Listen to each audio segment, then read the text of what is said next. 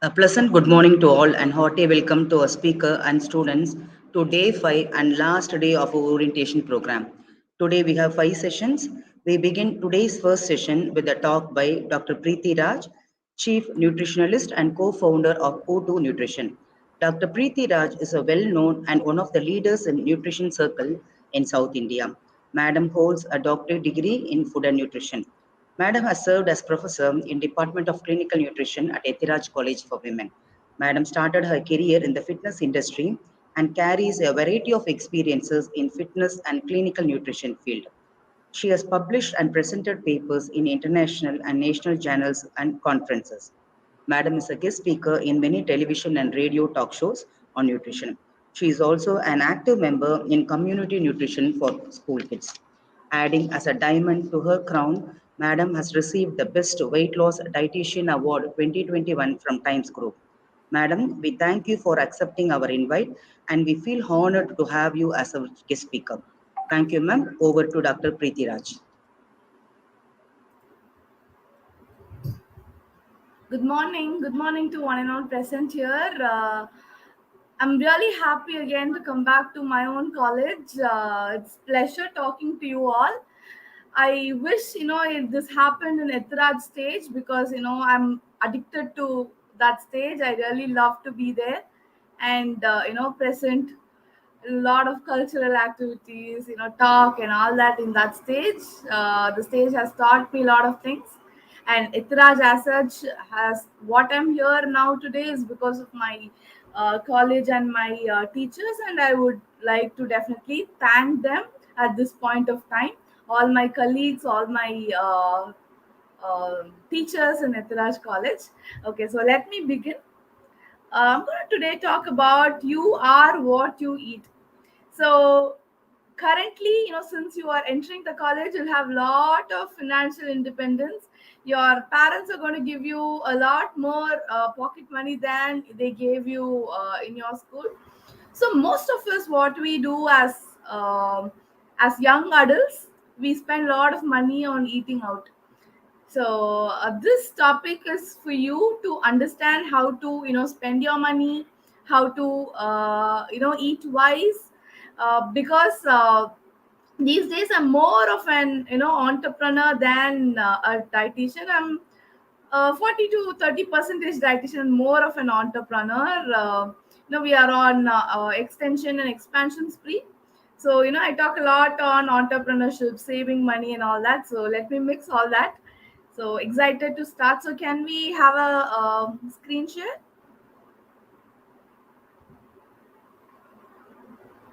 Okay. So can we move on to the next slide?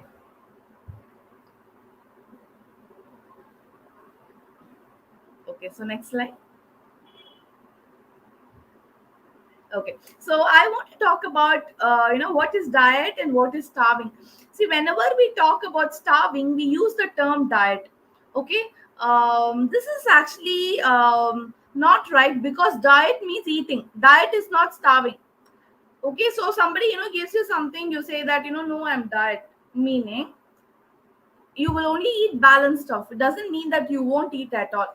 So when people say diet, it means eating everything that is there in the locally available market, which means that you shouldn't be avoiding any kind of fruits, any kind of vegetables. Okay, but you can choose on the form in which you eat. Maybe if you don't like kutta, you can eat it as poriyal. If you don't like korambu, you can eat it as pulao. So the form you can change, but when you're taking everything in a balanced way, then that's called as diet. Whereas starving is you don't eat at all. Okay, so today night you take one full plate of biryani, the next day you do not take anything at all. Okay, there are most worst cases also. I had a client when I was 23 years, and she had this bulimia nervosa, meaning she used to eat biryani occasionally, and in the night she used to trigger her vomiting sensation, and she used to vomit. Okay, and again the next day she don't eat at all. So it was a combination of bulimia nervosa, where she pukes out what she eats because she doesn't want that to be absorbed into her body, and anorexia nervosa, where she doesn't eat at all for 1 week. So this is actually a combination. Am I audible? Is there any issues? Okay, chart would do. It's all fine. Yes, ma'am. Yes, ma'am. Okay. Okay. So starving is not eating at all, or eating inadequate stuff. Like for example, if you have to definitely eat 3 idlis, you eat only like 1 idli and say that diet. No, you will have to eat according to your needs. Okay, let me give you a simple example. We had COVID situation, and we were not getting enough um salary and all that. There was a lot of salary cut down. Even I had to take extra classes for my salary, because my business was not going on, everything was shut down. So I had to pay money for my team members and all that. So I started working more, and I stopped spending. Okay, so this same mechanism happened to our body. So universe is equal to our body. Whatever happens to the universe will definitely happen to our body, because our body is a universe. So if you do not eat well, if you do not give adequate energy to your body, then what will happen is the spending capacity will come down, meaning your basal metabolic rate, the amount of energy you spend in 24 hours, will come down. So you will start gaining weight. So if you're eating very less, skipping your breakfast, not eating food because you want to lose weight, okay, these things will not happen. You will start gaining more and more weight. So you will have to eat a balanced diet. So I'm going to talk about what is a balanced diet in the next coming slides. Next slide, please. Okay. Breathing is really important, right? So touch your heart and see. Okay, you can touch it and see.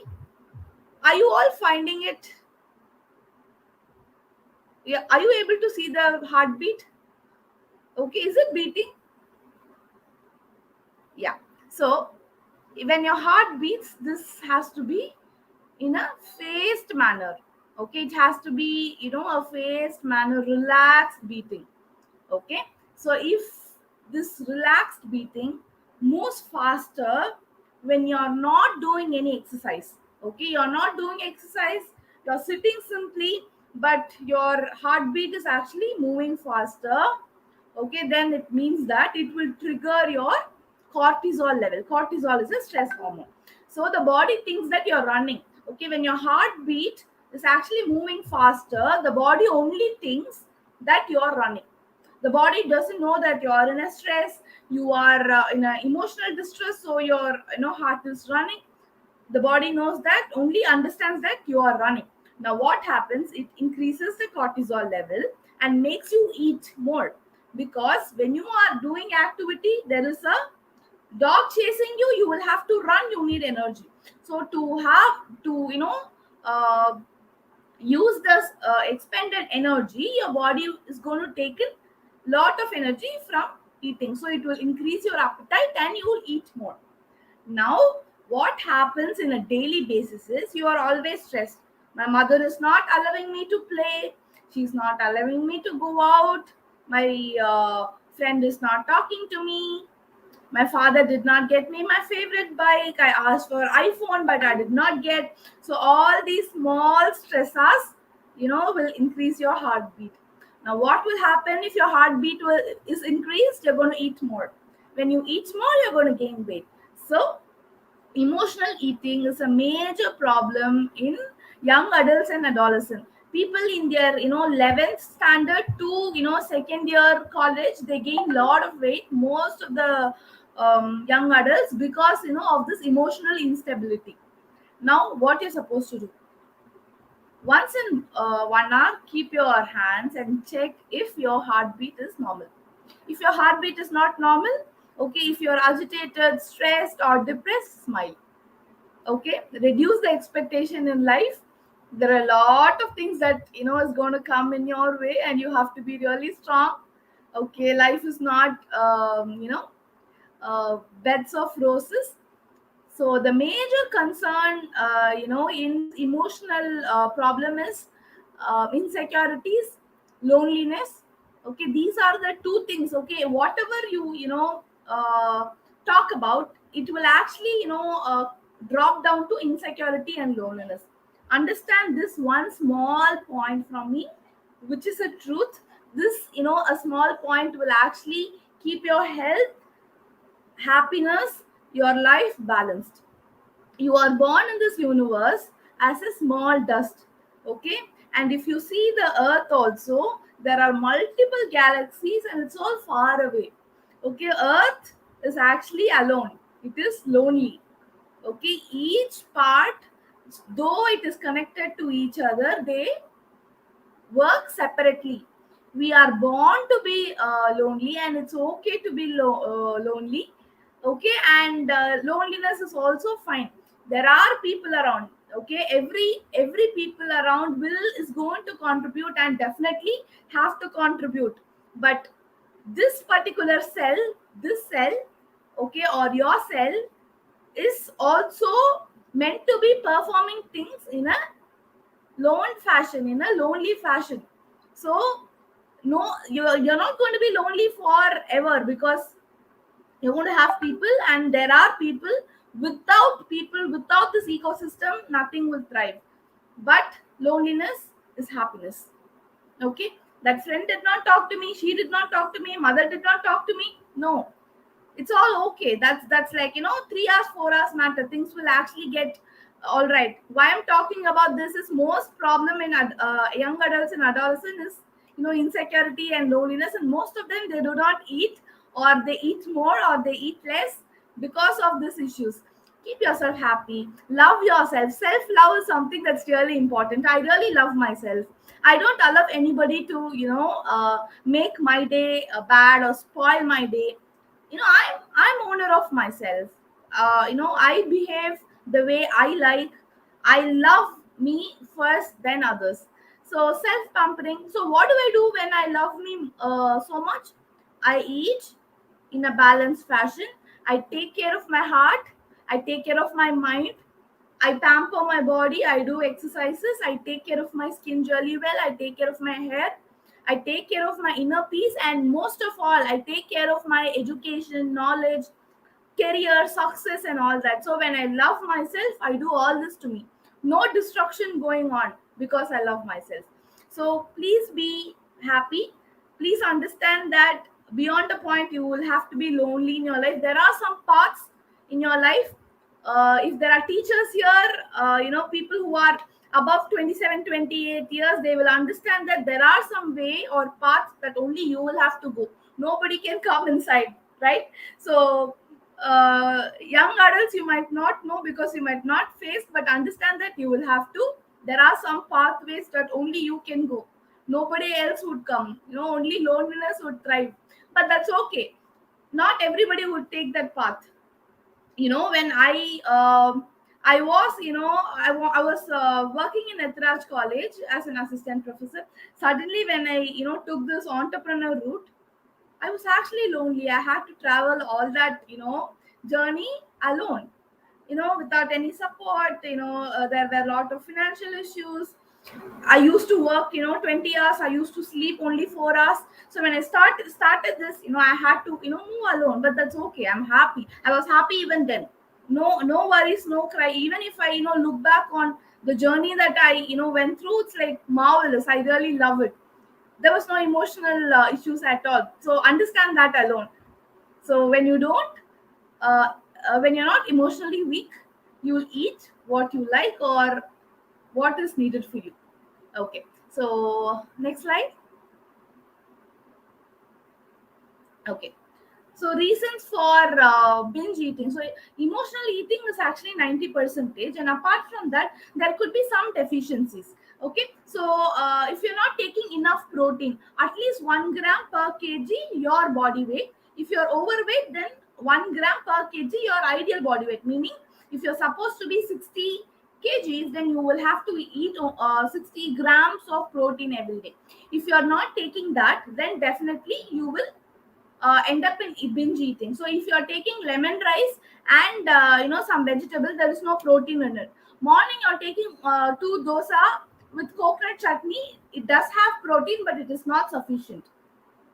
Okay, so if you're not taking adequate protein, then definitely, you might end up in eating more, because uh, protein deficiency can lead to false hunger. Then fatty acid deficiency, there's something called as essential fatty acids that is needed for you, and most of all omega 3 if you are a vegetarian, or if you're a non-vegetarian but you do not have this fatty fish like salmon, vanjaram and all that, then there might be essential fatty acid deficiency, and that is very important for your skin and all that. So take good amount of nuts. Nuts are rich in protein, essential fatty acid. At least you can take assorted nuts. Some people say that cashew nuts are bad. Walnuts are fattening. No, at least 16 assorted nuts a day. Will keep you from eating unnecessary junk food. You will not eat something else like samosa or some junk food if you're taking your almonds or your nuts in your evening snack, and you get your daily dose of essential fatty acid and omega 3. Flaxseed. Flaxseed is a good source of omega 3. Have flaxseed. Bring buttermilk every morning, because anyway after your travel you're going to be thirsty in your college. So have one buttermilk plus 2 teaspoons of flaxseed. Have it on a daily basis. You can actually grind it and mix it to your buttermilk.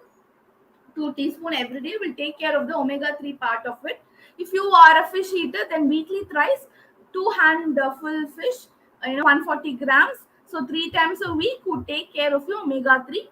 So otherwise, you can go for the sea cod liver supplements that will also take care of your omega 3. B vitamin. So if you are taking 3 different vegetables, okay, a small cup, you get this Saravana Bhavan cups, right? For your sambar, kuti, and all that. So in that cup, if you're able to take at least 3 different vegetables, that has to be green, white, leafy vegetables. So there should be variety. It's not about tubers alone. Tubers you can take. I'm not telling you're not supposed to take tubers, but if you're taking tubers, that's not a vegetable. Consider that as your rice. So compensate your tuber for your rice. So if you're adding 2 cups of rice, have 1 cup of rice and 1 cup of your urlakarangu, then chepankarangu, all that, all your tuber varieties. But this 3 cups should be green leafy vegetables, colored vegetables, water vegetables, and all that. So 3 cups, 300 grams, okay, and 2 to 3 fruits a day, any fruit, but not the same 3 fruits, not 3 apples, 3 mangoes, and all that. Assorted fruits. So that will take care of your B vitamins. Stress, I spoke about stress. Irregular sleep. So for this, I would want to talk about circadian rhythm. So we'll move on to the next slide. So see, basically, girls, you have a body clock. Okay, your body works in such a good manner. Okay, in a scheduled manner. The detoxification happens automatically in your body. For that, you will have to definitely sleep at the right time and snooze at the right time. You will have to hit the bed before 10 o'clock, okay, and you will have to get up at least before 6:30. If you are actually sleeping beyond 6:30, your detoxification doesn't happen. The major detoxification is your intestinal gut detoxification that will happen between 6:30 to 7:30. If you're not awake, your bowel movement will be bad. You will end up in constipation, and this constipation can lead to hemorrhoids, fissures, and all that. I have lot of clients spending lot of money for surgeries, for fissures and all that. All you have to do is sleep on time. If you sleep on time, there won't be constipation, and there won't be any complications because of the constipation. And your lung detoxification happens at 4:30, 5:30. That's why people advocate on getting up in a brahma muhurtam. If you're getting up in the brahma muhurtam, there's a lot of purity that happens in the lungs, detoxification that happens in the lungs. And if your oxygen is really clear, you get good amount of oxygen to the brain, your thinking capacity increases. All the successful entrepreneurs and successful people get up at Brahma Muhurtam at 4:30, because this, they need that active brain, and for that active brain what is needed is oxygen. And how do they get oxygen is because of the detoxification that the body happens. So sluggish brain, and forgetfulness, all that is because of getting up late. So if you are not working along with this sun, okay, if the circadian rhythm is poor, then what happens is we end up in a mess. So what kind of mess? The first thing is, when you're awake in the night, the body thinks that it is day. Okay, if you're awake, the body thinks that it is day.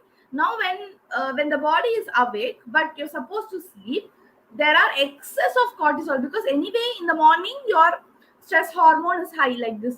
Okay, in the night, since it is a long time, it becomes like this. Now when your stress hormone is really high, okay, the testosterone, your the male hormone that even the female has, is increased. Now when the testosterone is increased, the insulin does not work. So this ends up in PCOS, polycystic ovarian syndrome. If you're not getting periods at the right time, if there's lot of facial hair, see, you can have hair in your hands, legs and all, that's not PCOS. But if there are facial hairs, if the hairs are around your cheeks, chin, okay, in your breast, then it means that your testosterone levels are high. And if you see in your neck, if there is a dark velvety patches, okay, and here in this area if there is darkness, then it is acanthosis nigricans, meaning your insulin is not working properly and your testosterone levels are high, and you will be gaining lot of weight. Okay, sometimes this is coupled with irregular periods, and most of the time it is not.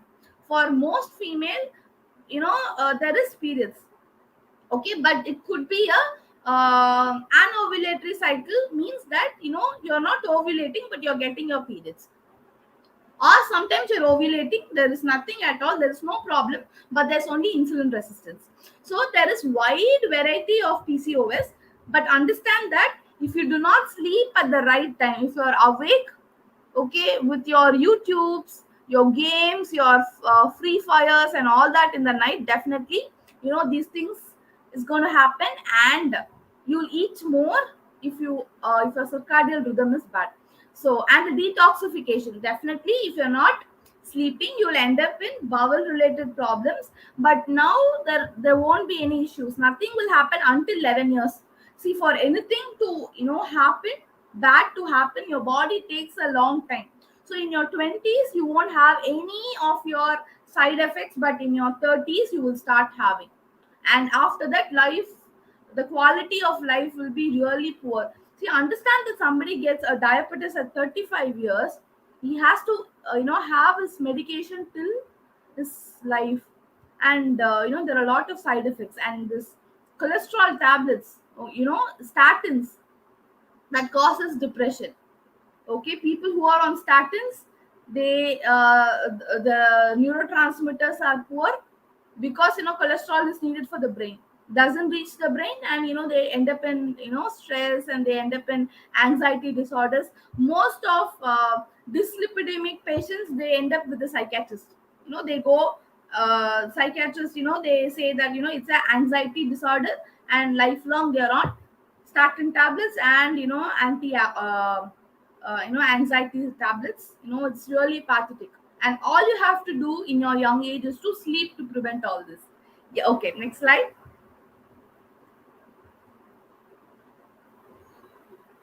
Next slide. Can we do some activity? Yeah. So I'll just take like 30 seconds for icebreaker. Okay, let us get up. Okay, please get up. If I get up, then you can't see my screen, so please get up and do this.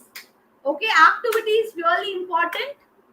Yeah, so activity is really important. You will have to get up and do some activity once in 15 minutes, and this is for your shoulders.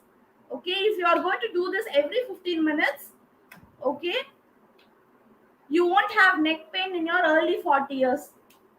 Okay, what you're doing is you are activating your shoulder muscles, your neck muscles, and your rhomboid muscle. Okay, we'll move on to myths and facts. Okay, so I want to talk to you about what is a myth and what is a fact. Workout is enough. Need no diet to manage weight. Again, see, as I told you that diet is actually eating more. Most of my clients, they come to me and they say that I came for weight loss, but your diet is such that I would gain weight. I was eating only 1,000 calories, you have given me 1,600 calories. I would say that you have come to me because you think that I'm an expert, so I know what I'm doing. If you believe me, eat this. Okay, if you do not lose your weight, then tell me. I know, see, I have a lot of experience as a dietitian. I've worked in a hospital, I've worked in a fitness industry. I've taught students for almost, 7.5 to 8 years. So I know, what is diet and all that. So I'm really confident in what I'm doing. So I tell them that, that's okay, go eat and come. So they eat 1,600 calories, whereas, previous months only 1,000 calories, but they come losing weight. Okay, so diet is not always about eating less, it is always about eating right. Okay, so is exercise alone is enough without diet? No, doesn't work at all. One samosa is actually 300 calorie. Yeah, to work out and to burn that 300 calorie with your high intensity, you will have to work 1 hour. Okay, and think you are you only stopping with samosa? You'll be eating 3 idlis in the morning, rice and korambu in the evening, samosa for your evening snack, then dinner. So how will you lose weight with exercising? Exercising is really important, girls. Okay, I told you, right? Your heartbeat, always listen to your heartbeat. Okay, at least 100 beats you will have to hear in an intense fashion every day. Only then you will move on to a health side, meaning, which, if you actually keep your hands like this, you will have to listen to your heartbeat 100 times after your workout. Okay, so which means that intensity you will have to do your workout. First day, even walking, if you do and keep your hands like this, you will have 100 beats. Next day, you jog and do and keep, you will have 100 beats. Run. So every day, every month, the intensity has to improve. So you can't be every day I'm going for a walk, but I'm not losing weight. You won't lose weight. Okay, and nothing will happen to your body, because every day, every month, or every day, intensity has to be improved. Meaning, if you are walking 5 kilometers in 30 minutes, okay, in another 3-4 days you will have to increase the same time, but the kilometers should improve. Unless and until, most of the people complain that I'm doing activity, okay, and I'm also doing diet, but nothing happens, which means that you will have to step up and step down. Meaning, step up on your diet every month and step up on your intensity. So working out alone without diet will not help in weight loss. Please take it from me, this is not as a dietitian that I'm telling. This is a universal truth, accepted by almost everybody. Okay, only that your mother, your father, and your party at home doesn't know that. நல்லா சாப்பிடு, work out பண்ணிக்கலாம், ஆனா work அவுட்டும் பண்ண விட மாட்டாங்க. வெளில போகாத, எப்படி அப்புறம் ஒர்க் அவுட் பண்ண முடியும்? Yeah. So working out alone is not sufficient, but definitely workout is important on a daily basis for many things: your agility, proprioception, balance, cardiovascular endurance. If I'm able to lift this, okay, this is strength. If I'm able to lift this for 1 hour, then that's muscular endurance. If I'm going to walk for 5 minutes, then that's cardio strength. If I'm able to walk for 10 kilometers, that is my cardio endurance. Agility is how fast you're able to do things, how fast you're able to move. Flexibility is, what is flexibility? You be in a position to do all sorts of gymnastics. Yeah. And proprioception and balance is, even if you close your eyes, you should be in a position to balance your body. So you are doing your activity for your fitness. Okay. Keto diet is the best way to lose weight. Girls, keto diet is not for you. Keto diet is for extreme conditions, and owing to your age, never try keto diet. Then high intensity training helps in weight loss. No need. You don't have to do high intensity activity. There are a lot of researchers that says that the macro level, see, high intensity has to be defined properly. High intensity is your body is at the zero level, and you are doing at the level 10, then that means that that's high intensity for you. Okay, so that's how we will have to define high intensity. Do activity according to the intensity that is accepted by your heart and your muscle. Okay, that is more than enough. If you do that, that's fitness. You don't have to do 10 times of what you can't do and end up in injury. And there are a lot of jokers that I used to find in a fitness center where I used to work. After my MSc, I used to work in a fitness center. One day only they would come, and there's one guy who would be jogging, but he's very senior, 5 years to gym. And this lady, she'll say, oh, he's actually running, why should I walk? She will also run. That's all. 10,000 rupees subscription is gone. She won't come back to the fitness center because she'll end up in injury. So understand your body. You should not have any injury, and do activity according to the intensity that you can accept. Okay, next slide. Ma'am, sorry to interrupt, ma'am. Ma'am, can we wind up by within 10 minutes, ma'am? Next Sure, speaker sure. is on. We'll do that. Okay, Yeah. okay, ma'am. Thank you, ma'am. Thank you. Okay. So can we skip this slide, because I spoke about exercise. Why should we exercise, agility, and all that? Okay, so this I would want to talk about how to improve your immunity. Your immunity can be improved by eating 3 fruits. Okay, 3 katoris of vegetables. Okay, and protein, your all your legumes, chana, rajma, green gram, and your a non-vegetarian, fish, egg, chicken has protein. See to that you don't eat only rice, lemon rice, vegetable. No, there should be some protein in all 3 meals. If you are taking idli, okay, idli with thick sambar, then you will get your protein part of it. If you're a non-vegetarian, add one egg to your breakfast. And for your lunch, you can have your chicken or fish on a daily basis. Just that it shouldn't be fried, and it shouldn't be more. It can't be half a kg chicken. It should be only like 50 grams to 75 grams of non-vegetarian, because it is high in cholesterol also. And you need cholesterol, but there's a limit to it. So you can add a non-vegetarian to each meal. That would also reduce your uh, carbohydrate count. And try with different whole grains. There is some Gudravali, okay, Katiyanam, jasmine rice, okay, Karunguravai. So there are a lot of rice varieties available in the market. Okay, try all of them. Inform this to your mother. Okay, you can't accept all the rice varieties in one day. Have it as a snack and see every Sunday. Okay, see, it's very good to explore our traditional rice, and our traditional rice is really good for our fertility, human health, preventing diabetes, constipation. Okay, Katiyanam is for constipation.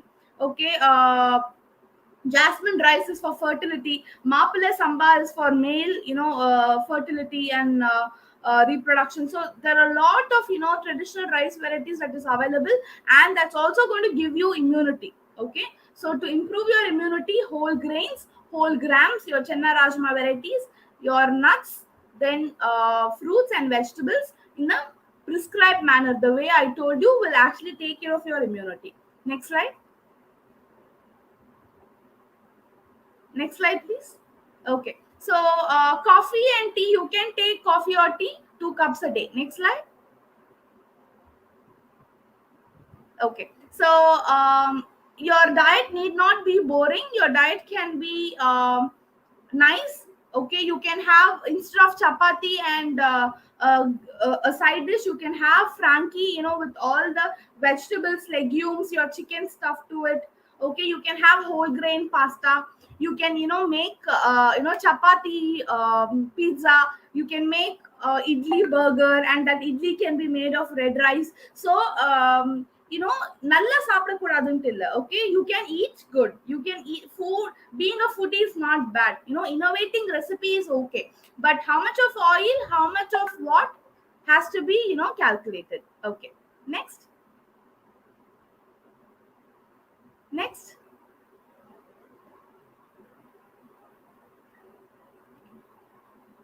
Yeah, can we actually move on to yeah, can we skip this slide, please? Yeah, I actually almost spoke about everything, and this is, the clinic that we have. Next slide. And I would want to say, I want to talk about detoxification. Many of the doctors feel that, detoxification is just the body does the detoxification, then why do you have to give it from outside? See, basically all this detoxification, your viradam, all that is to activate your body. Only if your body, your liver is activated, your kidney enzymes are activated, then your detoxification will happen. And all this, detoxification process and fresh juices, all these, herbs and all that, is to uh, activate your, digestive system, and all your viradam, where you have fruits, your vegetables, only vegetables. Ramzan fasting, Easter fasting is for detoxification, and detoxification is truth, it's not bad. Body does the detoxification is right, absolutely right, but definitely we will have to help the body to detoxify. Next slide. Okay, girls, please give me one promise that until you finish your three, six semester, all your years, you shouldn't be touching carbonated beverages. No carbonated beverages in the canteen. Okay, and also do not add sugar for your juices. Okay, Ethiraj has fresh juice, counter, which I know. You can have that juice, but no sugar to it. Okay, promise me these two things to keep yourself really happy. No carbonated beverages and no sugar to your juice. Yeah, we'll move on to next slide. Okay, so we'll skip all this, come to the last slide. Yeah, so these are all the pictures of my clients. Yeah, let's move to the last slide.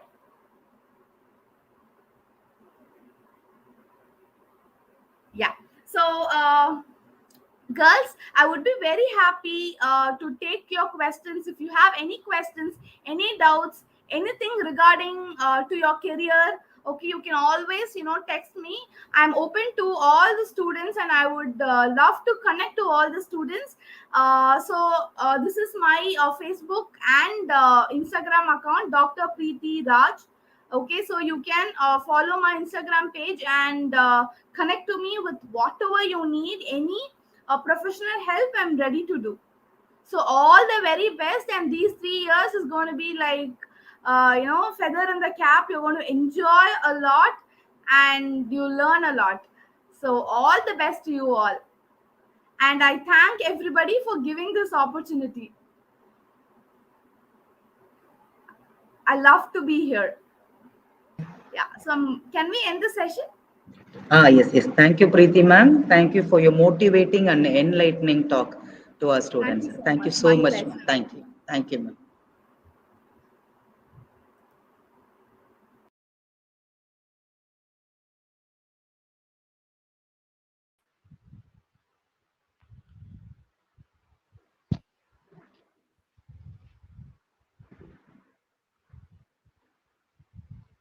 Yeah, can you hear me, Tendril? Yes, ma'am. Yes, ma'am. Yes. Yes, ma'am. We will start, ma'am. Students, we will now move on to session 2 by Dr. Sheila Shashikumar, Director, Clinical Research, SS Healthcare.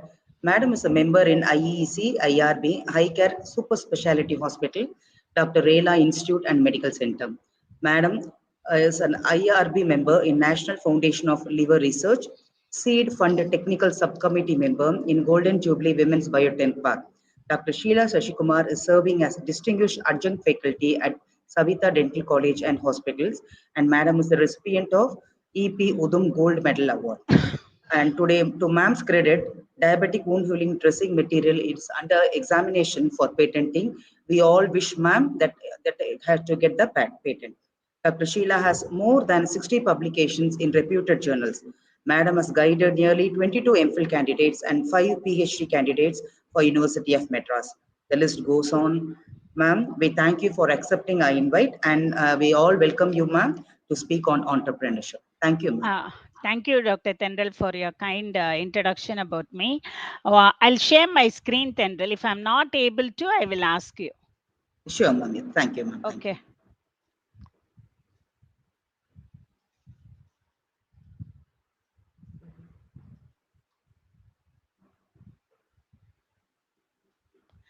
Uh, Is my screen visible?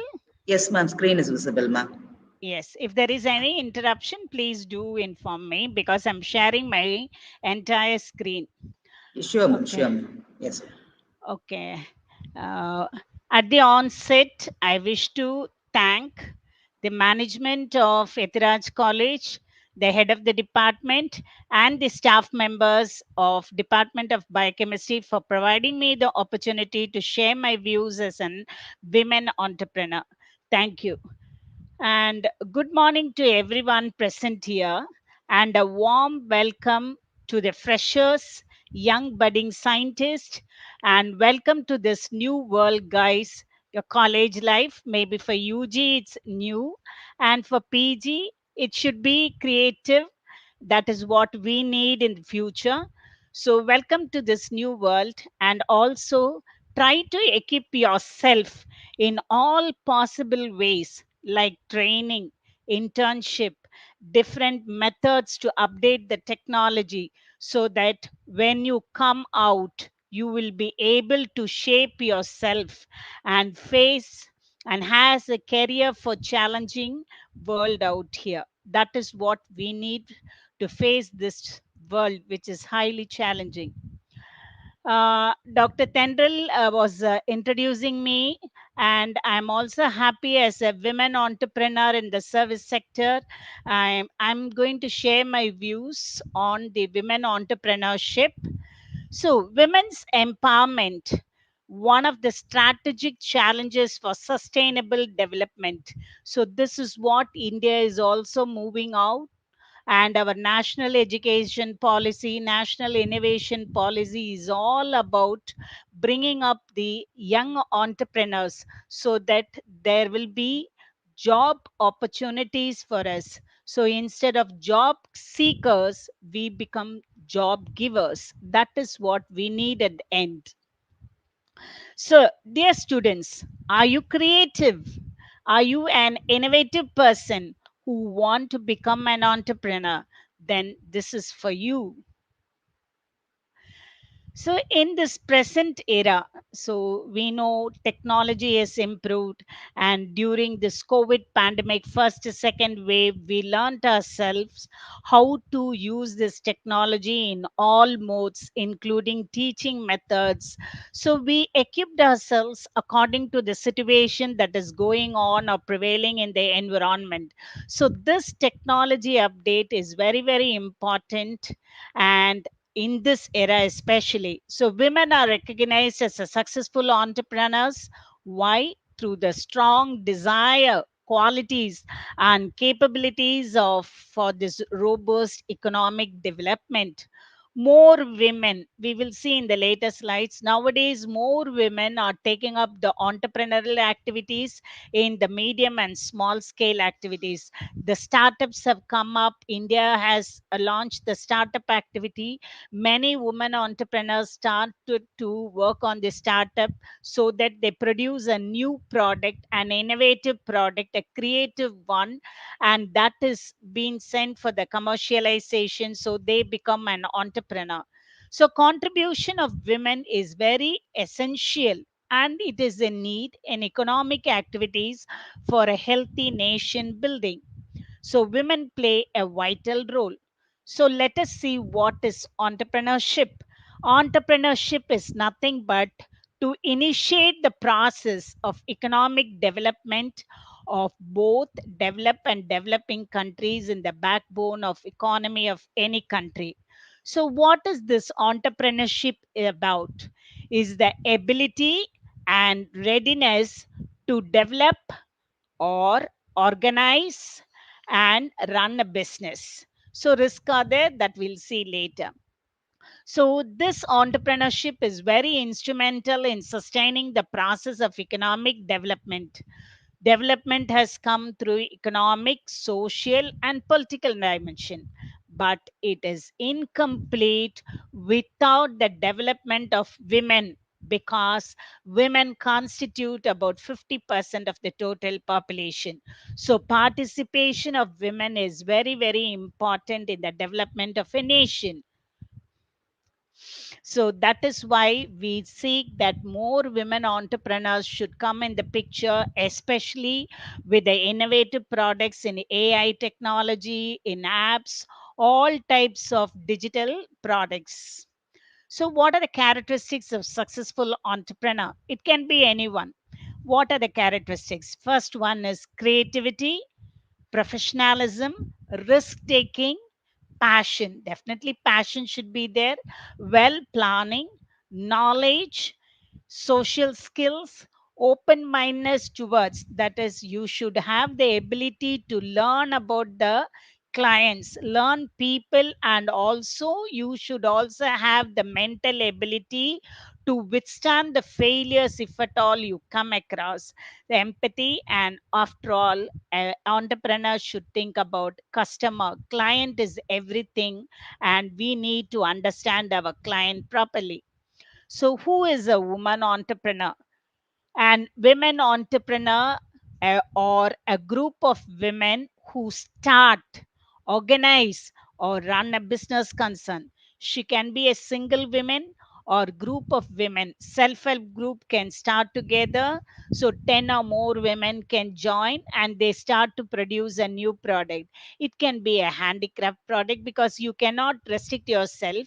It can be in the rural area or it can be in the urban area, in any way. So that is about a women entrepreneur. Women who thinks of a business enterprise. So I need to do business. I need to start up an organization. I need to give some job opportunities to my fellow mates. So a woman thinks like that. She starts, initiates the process, organize it, and combined with various factors like production, operate the enterprises. So production or manufacturing method she has, she will start it, and she will operate the enterprise and undertake any risk. So we cannot say that when you start you all have all the things concerned. There can be some failures, and you should have the mental ability to withstand, rectify it, and come across these failures to make it a success, and handle economic uncertainty involved in running it. So when I think of a product, I'm not very sure that this product will go 100% into the market. So there can be economic uncertainty, but you have to work on it and you have to rectify all these things. But according to the government of India, this is very important, students, because you are young budding scientists or young budding innovators or creators or a creative person who should understand the what is a women entrepreneur according to the government of India. And there are various schemes that is put forward by our prime minister. So the government of India has defined the women entrepreneur as an enterprise, any enterprise or an enterprise owned and controlled by women, having a minimum of financial interest of 51% of the capital, and giving at least 51% of the employment generated in the enterprises to women, then you call as a women entrepreneur. So 51% is the financial interest of the capital. So this is very, very important. So the time given to me is short. I want to complete within that time. So what are the contribution of the women in the area of entrepreneurship? Now you know what is an entrepreneurship, what who is a women entrepreneur, and what is her contribution in the area of the entrepreneurship in our nation. Promotion of capital, what she does, promotion of capital formation by mobilizing the idle saving of the public. Number two, it can be creation of employment. There is immediate employment. So, group of 10 women join together. They start to do some handicraft product. So, you are giving a job opportunities to those 10 women who can earn and stand independently on their own. So, that is very important. So, creation of immediate employment so that it helps to reduce unemployment problem that is prevailing. Promotion of balanced regional development. Encourage effective mobilization of capital and skill, which might remain unutilized.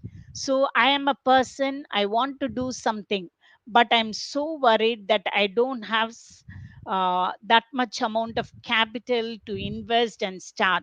But if I am encouraged and motivated and I understand the methods how to approach and how to get it done, what happens is that I also start to run a enterprise. So encourage effective mobilization of capital and skill. So these are the schemes available. You can take up these schemes. So you have women platform, you have startup India program. So come here, you can come and utilize it. So then what happens, you're using your skill, you mobilize the capital, and you can start your own business. Ultimately all of this will promote India's export trade. So these are some of the contribution of the women entrepreneurs to our country. Now, if you go two generations back, so we know my mother or grandmother, what happens is that they were only there were only four walls for them. The kitchen was the major room, and they were in the four walls, but they had skills. We do not know, they would have skills, but there was no way to come out. So later on what happened, women started to come out, and they started to also think about that we also should do something to become independent, economically independent, to stand on our own, so that anything that comes across we can face it. So women started from 3 Ks, that is kitchen, kids, and knitting. So, taking care of the kitchen activities, spending the entire time in the kitchen, taking care of the children, the responsibilities, and after all, they get some time for knitting. Then later on, 3 Ps came into picture: powder, manufacturing of powder, then a talcum powder, then all types of masalas and all those things, then puppet, then pickles. From 3 Ps, today women has ventured into 4 Es. That is nothing but electricity, electronics, energy, and engineering. So now we are into the technological part. In this era of technology, women and entrepreneurs are now emerging as techpreneurs. So, techpreneurs are nothing but women who start to think about a product that is technically useful in any area. For example, since I'm a medically oriented person, I think of producing a product, an artificial intelligence product can be, or a software, or a app, or a device that can be used in the digital healthcare sector for data analysis, etc.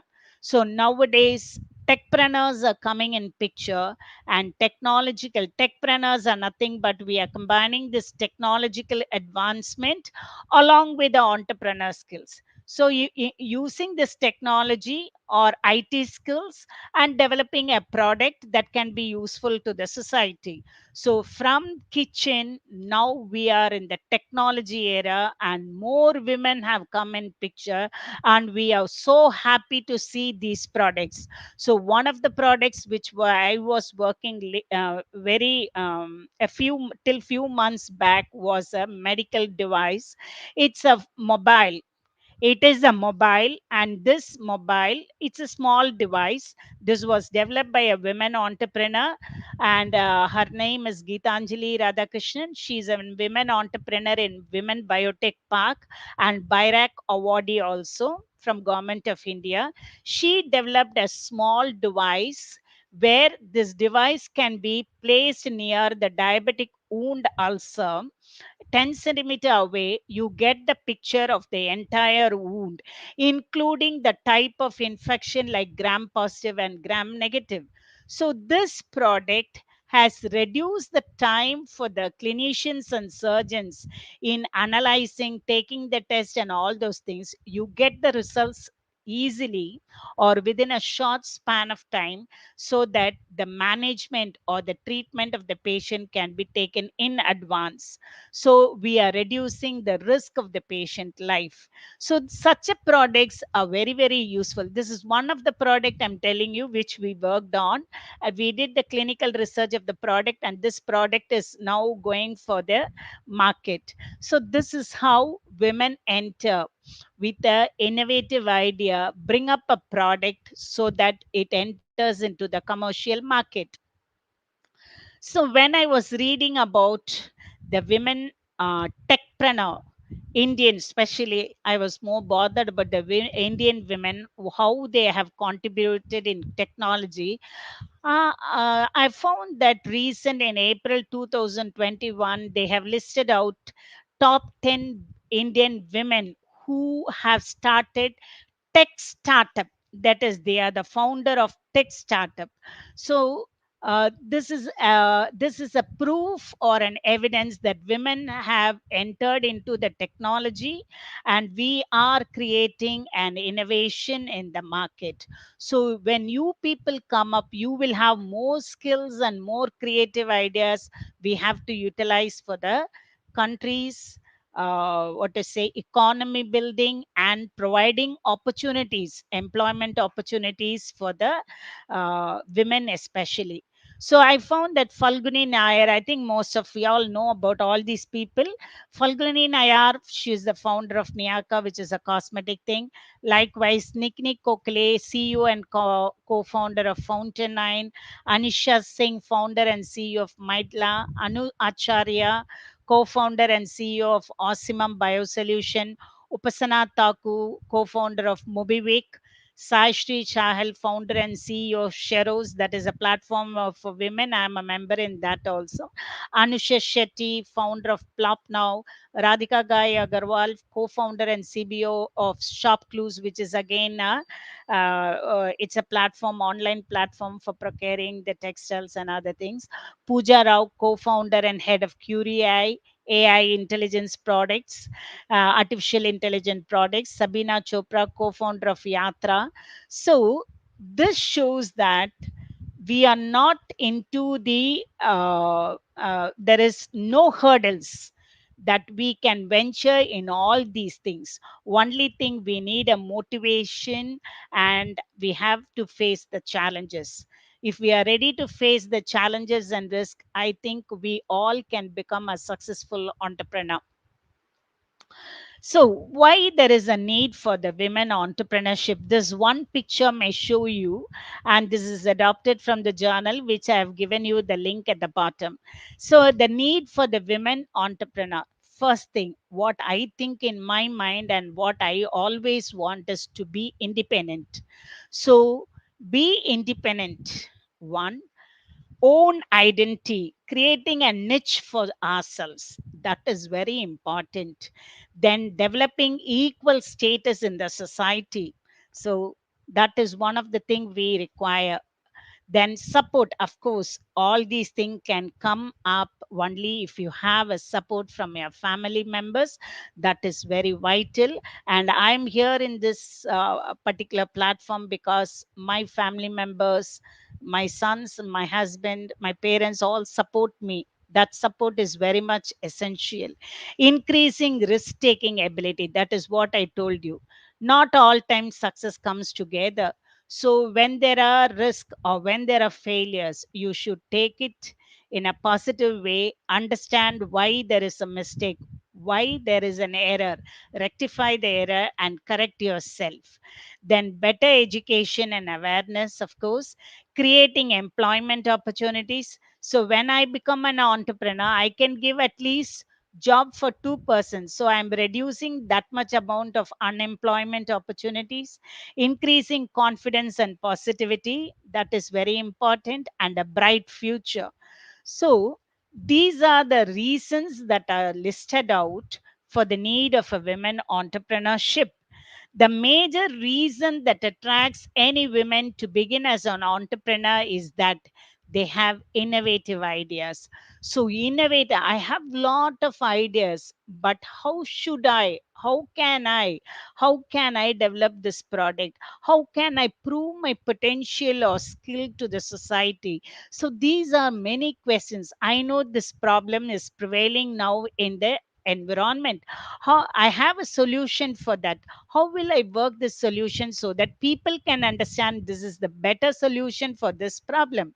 So all these things are coming up in mind. So the major reason is that innovative ideas and the ability to do. We all have ability to do something that is creative, something that is new, something that can effectively reduce that particular sort of problem, and also reveal our individual identity to be recognized at not only local or national but at the global level. So today we know there are many global women from India or from abroad. If you name them, we can say, okay, she's in this particular field. That is the niche that you create not only locally but at globally. So this is what you have: an innovative idea, you have a skill and you want to prove it, you can come up. So when I say a woman is an entrepreneur, don't think that she's only going to do an entrepreneurial activity. It's not like that. Already, every woman face or plays a multitask role. So she has to balance personal life and her professional life so that she get balanced and maintain her health also. That is very important. So a woman entrepreneur can be a creative employer, she can be an entrepreneur, she has to take care of her housekeeping activities, caretaker for the dependents, so that her parents may stay with us, she has to take care of them.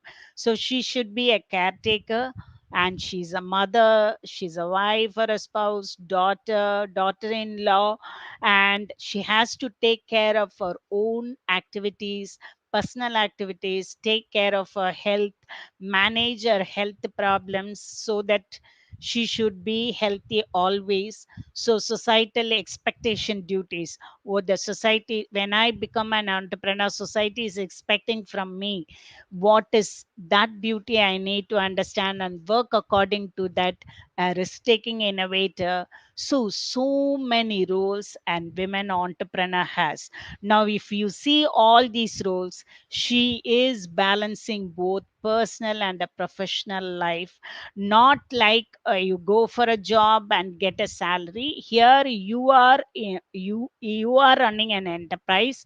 You have to when you are running a business, so finance is also a major part that you should take care of. So all these things, she plays a multidimensional role, she has to balance. When you perfectly balance all these activities, you become a successful entrepreneur. Why do we need more women entrepreneurs in India? Why is Indian government now giving many schemes, many, what to say, the ways both in rural as well as in urban areas. Now, since I am a seed fund technical nominee for the Women Biotech Park in Chennai, you can see that more women are entering into the campus. They have their own module. They start to build, produce their products.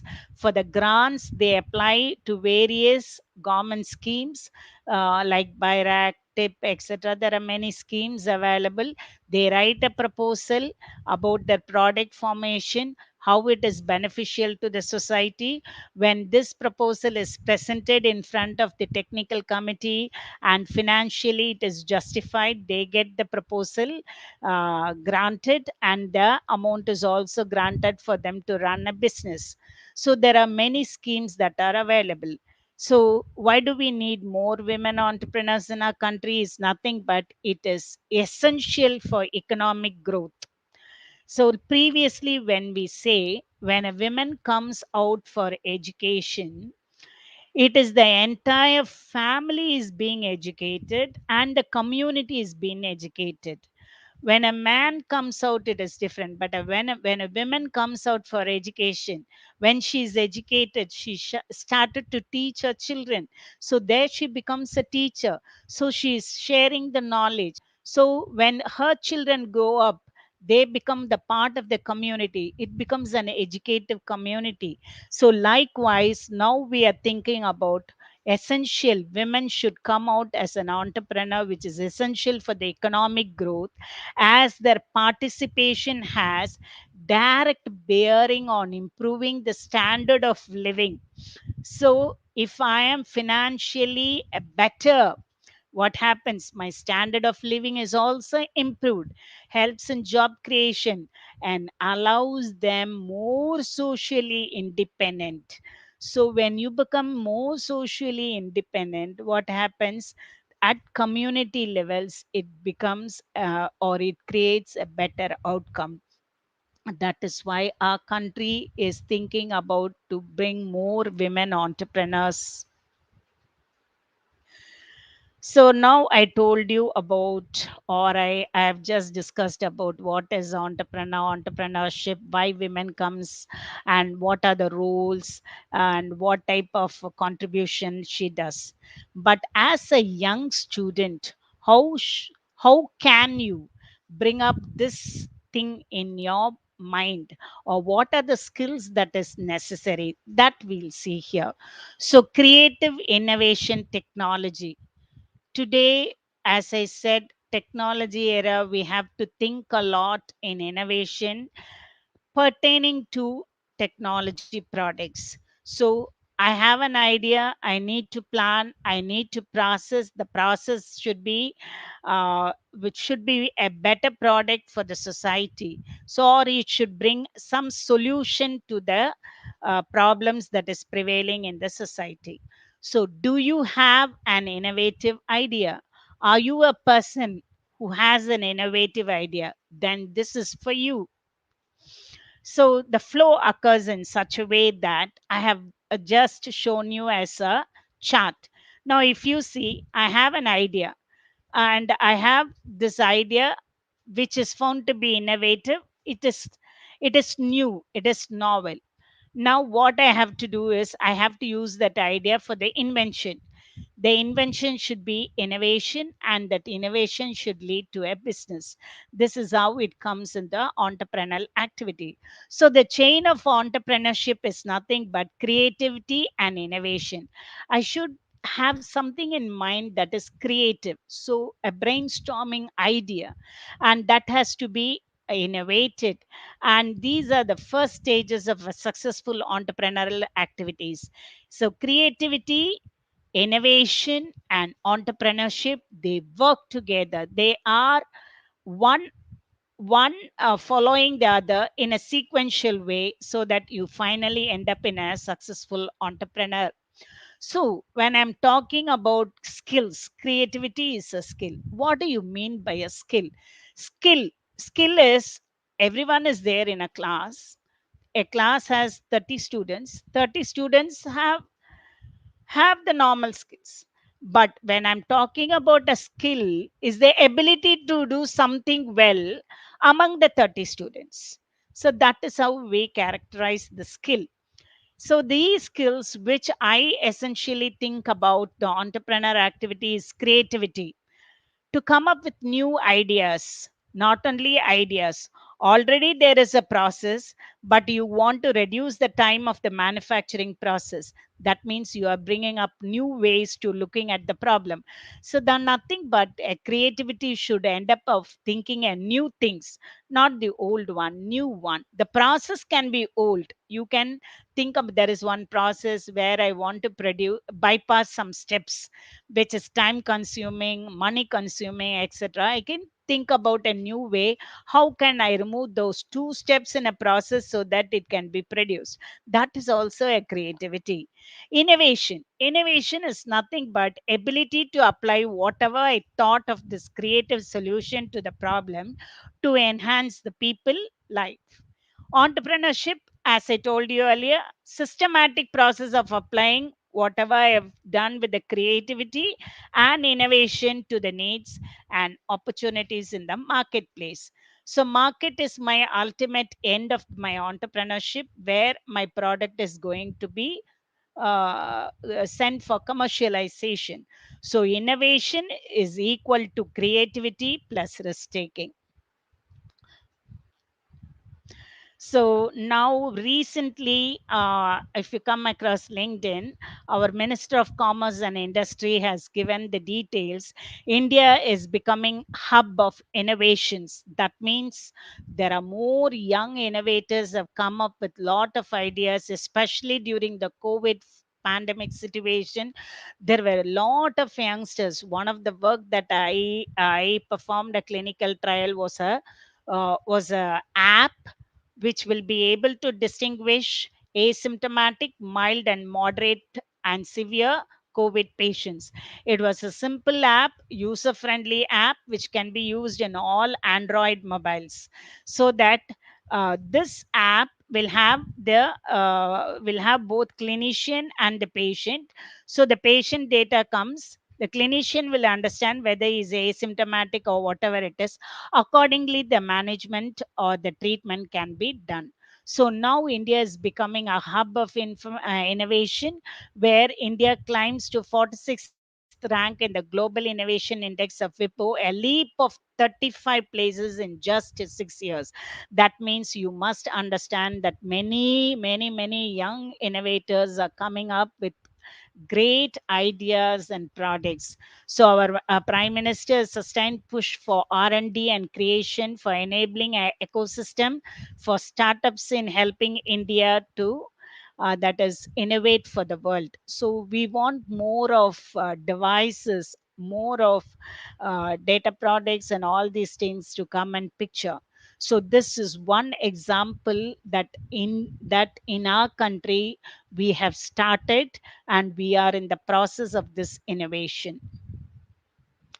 And recently, I think you should come across this particular thing called 21st century skills, P21 century skills. If you type like that, you will get it. Or else you can go to the CBSE thing atlas, which I'll give the link. You can come across all types of skills that are included in the 21st century. So what are these skills? There is only 4 C's of skills that is required. One, critical thinking, creativity, collaboration, and communication. These are 4 C's. So this is very important. And skills are often referred as 3 R's. You should have the ability of reading, writing, and also some amount of arithmetic, so that with all these things you can come across. Now if you see here, learning and innovation skills I have given you. You have life and career skills and information media and technology skills. This is what we need to develop ourselves, so that as I said earlier, update of recent technology is very, very important. So, this is the core subject of 3 R's: reading, writing, and mathematics. So, these are the important 21st century skills which is required. Now, development of life skills like critical thinking, interpersonal communication, negotiation, or refusal skills, what you call problem solving skills, self management skills, are very critical for dealing with the demands and challenges that we face in our everyday life. So, children or students, you have to develop these skills. This is very, very important. We are in a competitive world where you are going to face many challenges. So you need to develop a career, a challenging career, that is very important. So sharpen your skills, develop these skills, which is very, very important. So when a critical thinker comes out, he can ask many questions. So this is not limited. Are not limited. You can ask many questions. So what is happening in the environment? So is there any problem? What is this problem about? Why it is important? Because is this problem going to create many risk? So why don't what don't I see? There is something that is missing. There are some factor which is not considered. So I have to think about, how do I know who is saying it? Who is saying it is very, very important, because the speaker who is going to be a professional person or not, you should understand. What else? You frame your questions, you jot down your questions. When questions comes, then you try to solve. That is very important. Now the link I've shown here, they have given a wonderful skills which you have to come across. It's a recent 21st century skill handbook. This is available as a PDF. If you have time, download it and have it with you.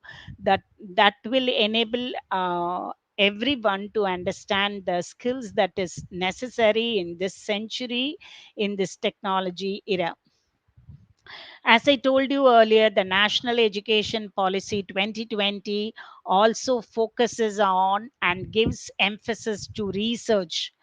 All academics institution should do the research and innovation, by increasing the expenditure on the research, organizing more hackathons for the students, encouraging dialogue between academia and industry and research lab. That is what now they are thinking about. Always an academic institution should have a collaboration with the industry, or the children or the students should understand the new developments that is happening in the industry. That can come across only if there is a collaboration.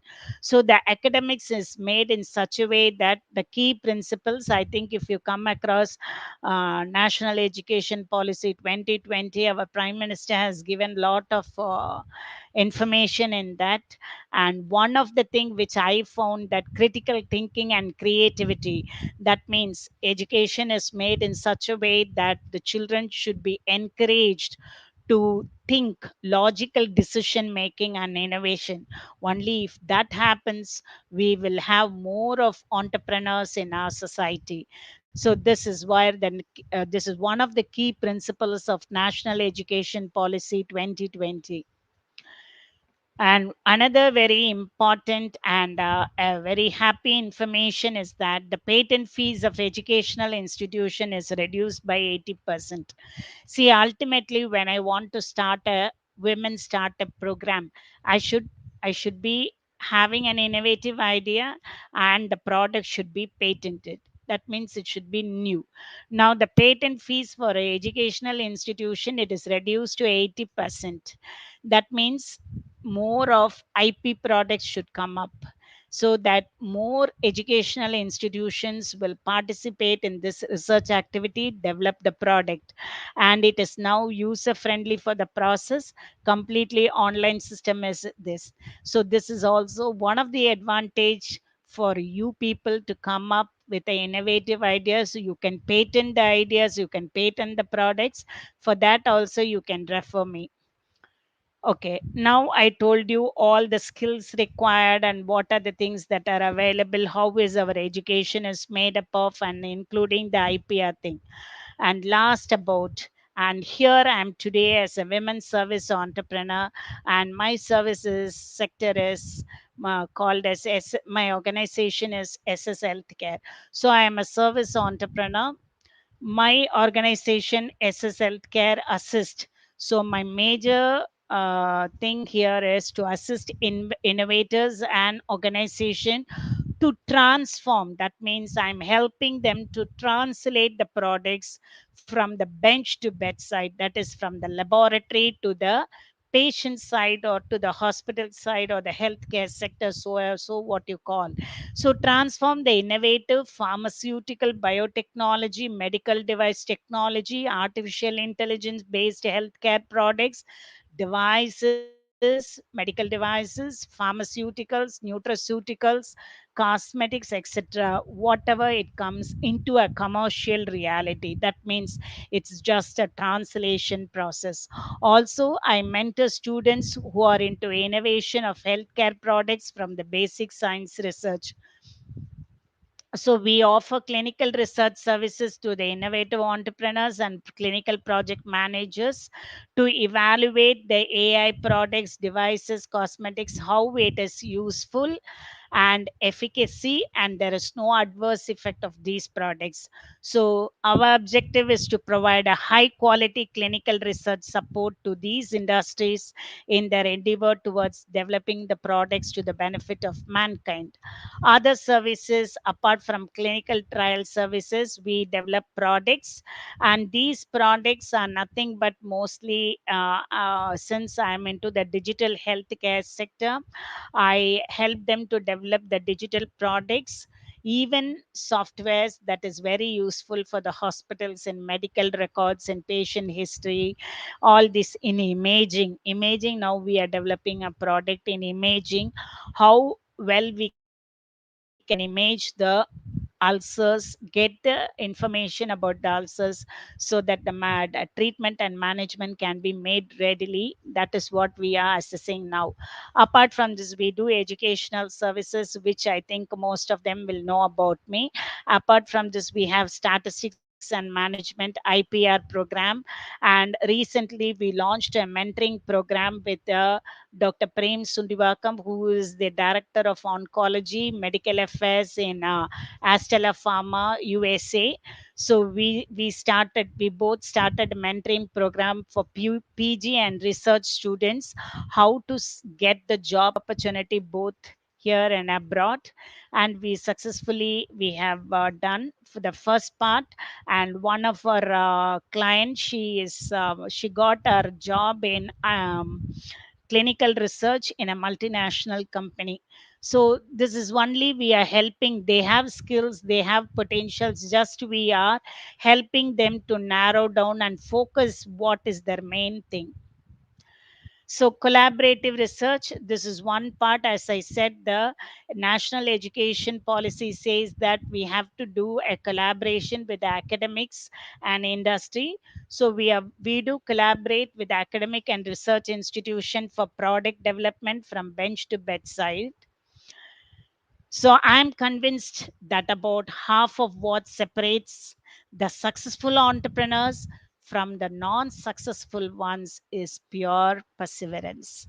So this always strikes in mind. This is quoted by Steve Jobs, the Apple owner. This always rings in my mind. So this is one of the things that we should understand. So thank you. Any questions, you can find me in the following links. So I'm available for the service, for the list service that I've listed out. Thank you, dear students. If you have the opportunity to ask me, you can come across these email IDs. And my website is sslcareedu.com, where I'm updating all the recent technological things that we are doing in the healthcare sector. Thank you. Thank you, ma'am, for your mind-blowing, motivating, and encouraging speech. Thank you so much, Sheila, ma'am. Thank you, ma'am. I hope I didn't take your time. No, no, ma'am. No, not at all, ma'am. Thank you, ma'am. Thank you. Thank you all. Thank you all. Thank you, ma'am. Now, I welcome Dr. Uma Gauri, Dean of Research, Professor, Department of Botany, to enlighten the students about ECRIC, the research unit, Ethiraj Center for Research, Innovation and Creativity, which strives to promote teaching and research in all fields. So before handing over, I want to give some information. Students, we wish to bring to your notice that college reopens for first years on 4th October, coming Monday. You will receive further instructions in your students group from your respective kids. Please, again, we are reminding from Monday you have your regular classes. Thank you. Over to Dr. Uma Gauri, ma'am.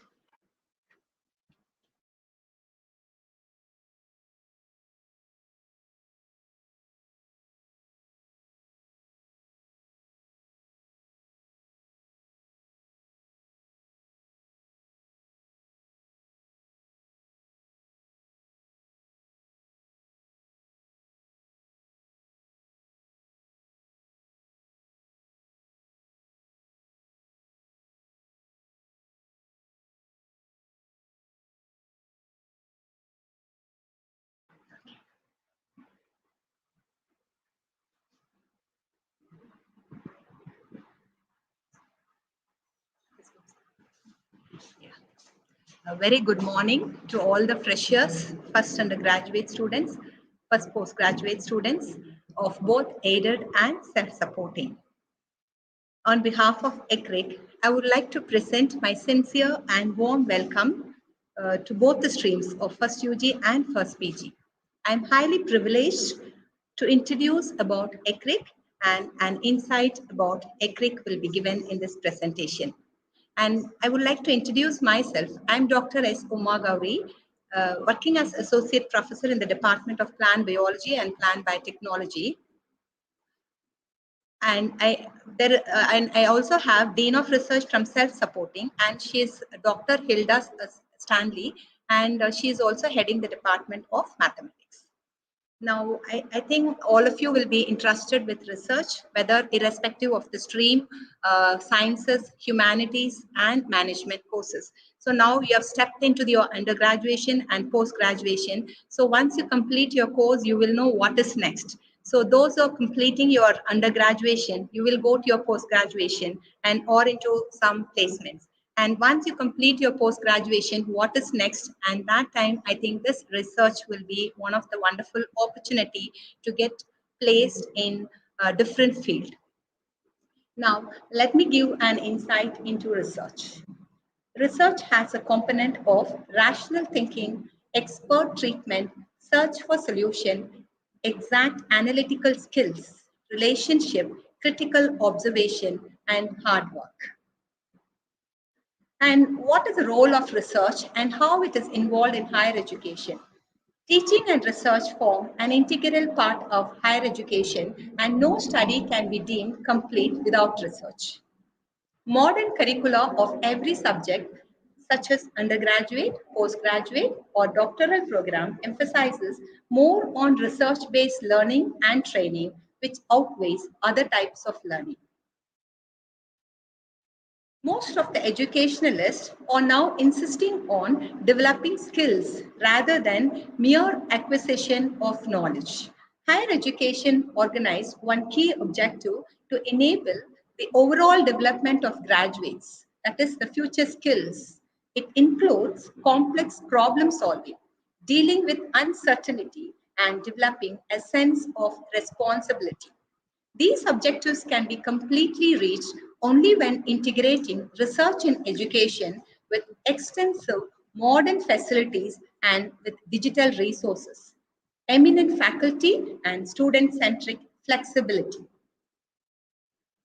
Students enrolled in higher education must be given exposure and opportunities to acquire knowledge in order to evolve themselves for better future, which is based on research-based teaching, research-based learning, research-based training, and research-based knowledge repository. In this context, our Ethiraj College for Women Trust has given a wonderful opportunity to bring up the research and the innovative ideas of the young minds starting from undergraduation. So they have created a center called Ethiraj Center for Research, Innovation and Creativity. It was created on 16th April 2019 by the management to enhance research culture in the college with an amount of 20 lakhs as seed money, which was sanctioned for the same. And it was inaugurated during the faculty development workshop on research, innovation and creativity at Ethiraj College for Women, Chennai on 14th September 2019. And Mr. Pierre Mohammed Sahik, who had delivered the inaugural address, and it was inaugurated in our campus. And let me give an insight about an ECRIC framework. This ECRIC has 3 levels of committees for the easy flow of information. The first level is the ECRIC Apex Committee, consisting of our beloved chairperson of the board, Tirumati Chandra Devi Thanikachalam, financial trustee, Thiru S. Sridharan, members of the board, Professor S. Vittal, Dr. M. Shekhar, and Dr. D. Kripashankar, university representative, Professor E. Murugan. Principal and Secretary, Dr. Mrs. S. Kodai. The second level is the ECRIC Advisory Committee, consisting of a president, our beloved chairperson, secretary, Professor E. Murugan, university representative, and the members are Thiru S. Sridharan, financial trustee, Professor S. Vittal, member, Dr. S. Kodai, principal and secretary, Dr. D.B. Usharani, vice principal aided, Dr. T. Usha Priya, vice principal self-supporting, Dr. S. Uma Gauri, Dean of Research aided from 2020, and Dr. K. Edilarasi Hilda Stanley, Dean of Research from 2020 onwards from the stream self-supporting.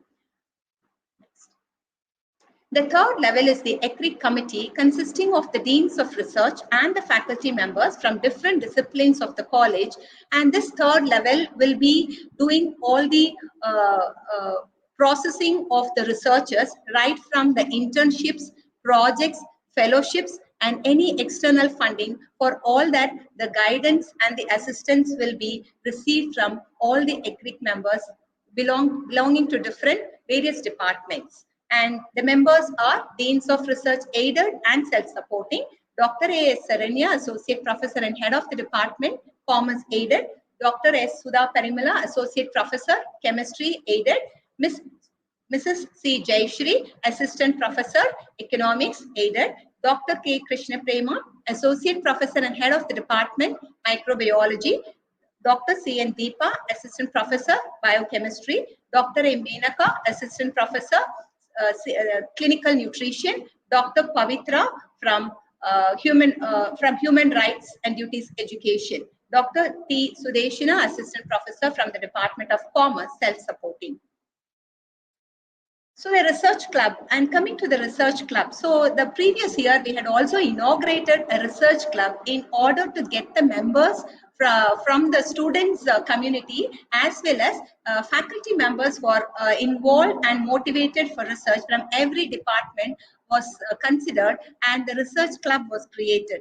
So it was inaugurated on 26th February 2021 in National Science Day celebration held online, and the inaugural address was given by Dr. N. Madhivanan, Registrar IC, University of Madras.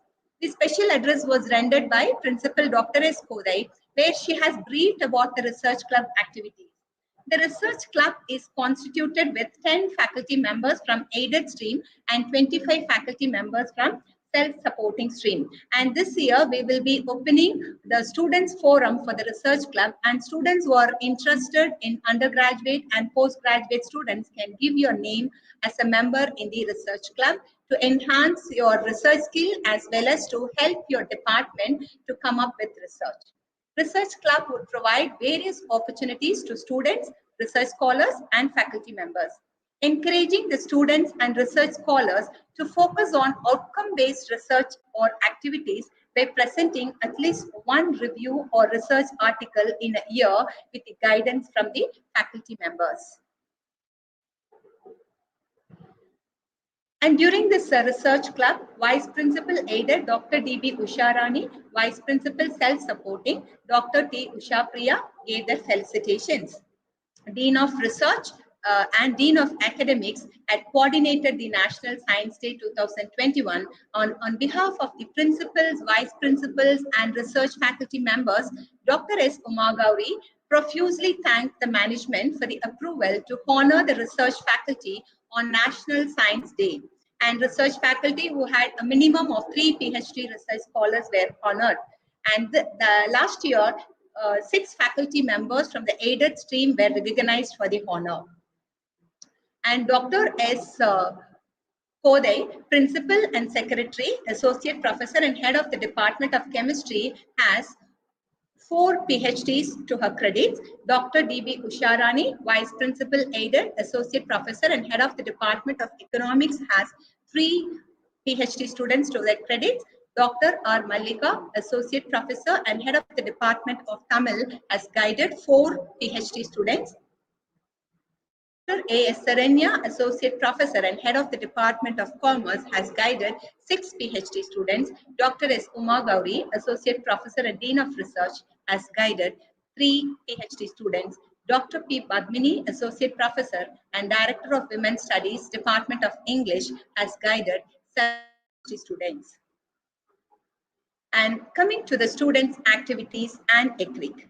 And to motivate the young minds of the students, giving students summer project. And all of you can note down this, and when maybe in the first year you will get an idea, and when you come to your second year, both the undergraduation as well as the post-graduation students can apply these kind of projects. Students of second UG and first PG of all departments can apply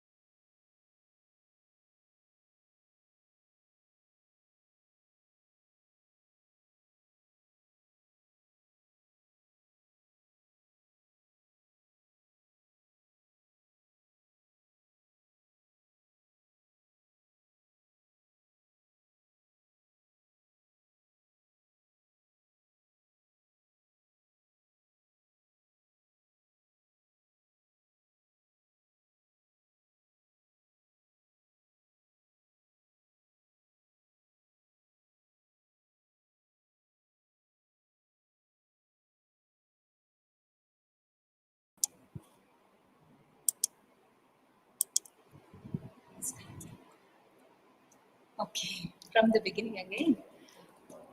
Okay. Here also make it. Yes, I'm very sorry, students. There is some issues, so there's an interruption in between. So I'm coming to the same ECRIC student summer project. I think the slides are on. And this is related to the funding of this ECRIC student activities. This UG students of science stream will get 8,000 and arts and humanities will get rupees 5,000. Whereas the PG students of science will get 12,000 and the arts and humanities will get rupees 7,000. I'm very happy to say that this year, that is 2021, in irrespective of this, in spite of this pandemic situation, 8 students from aided and 15 students from self-supporting had applied. I think now they are in the verge of submission because of the pandemic period. We had given them extension. And in addition to the summer project, the next aspect of ECRIC is providing ECRIC fellowship scheme for PhD full-time research scholars. So in the year 2019 to May 2021, 5 research scholars full-time, they are the beneficiaries, and each student will get rupees 4,000 per month and in the first year and rupees 5,000 per month in the second year. The funding is for 2 years. Consecutive years, and each student will be receiving 1,08,000 per student. Organizing competitions to promote interest in patent and best idea will be taken up for filing patent through the college. The first patent details of Ethiraj College for Women were published by Indian Patent Office in public domain during the year 2020-2021, and further processing is in progress. ECRIC logo was created by the students. ECRIC Manual 2020 was prepared with guidelines for students, summer project, PhD fellowship, and faculty projects. ECRIC activity of the faculties. And the seed money funded by ECRIC was allotted for 2 major projects to the self-supporting faculties and 2 minor projects to the aided faculties. 8 research projects were completed by faculty members, which was funded in the earlier years. Workshops for faculties will be organized to improve the institutional research score in ResearchGate and Google Scholar. The incubation cell of ECRIC, in association with Bharatiya Yuva Shakti Trust, had organized a 2-day workshop held during the month of February 2021 for young and aspiring student entrepreneurs. The workshop was aimed at motivating and aiding students to become real-time entrepreneurs. Entrepreneurship, idea generation, feasibility, setup and launch, funding sources, marketing techniques, etc. were the areas which were touched upon in the workshop. 30 students were the beneficiaries. Coming to the next aspect from ECRIC, it is the inauguration of activity cells.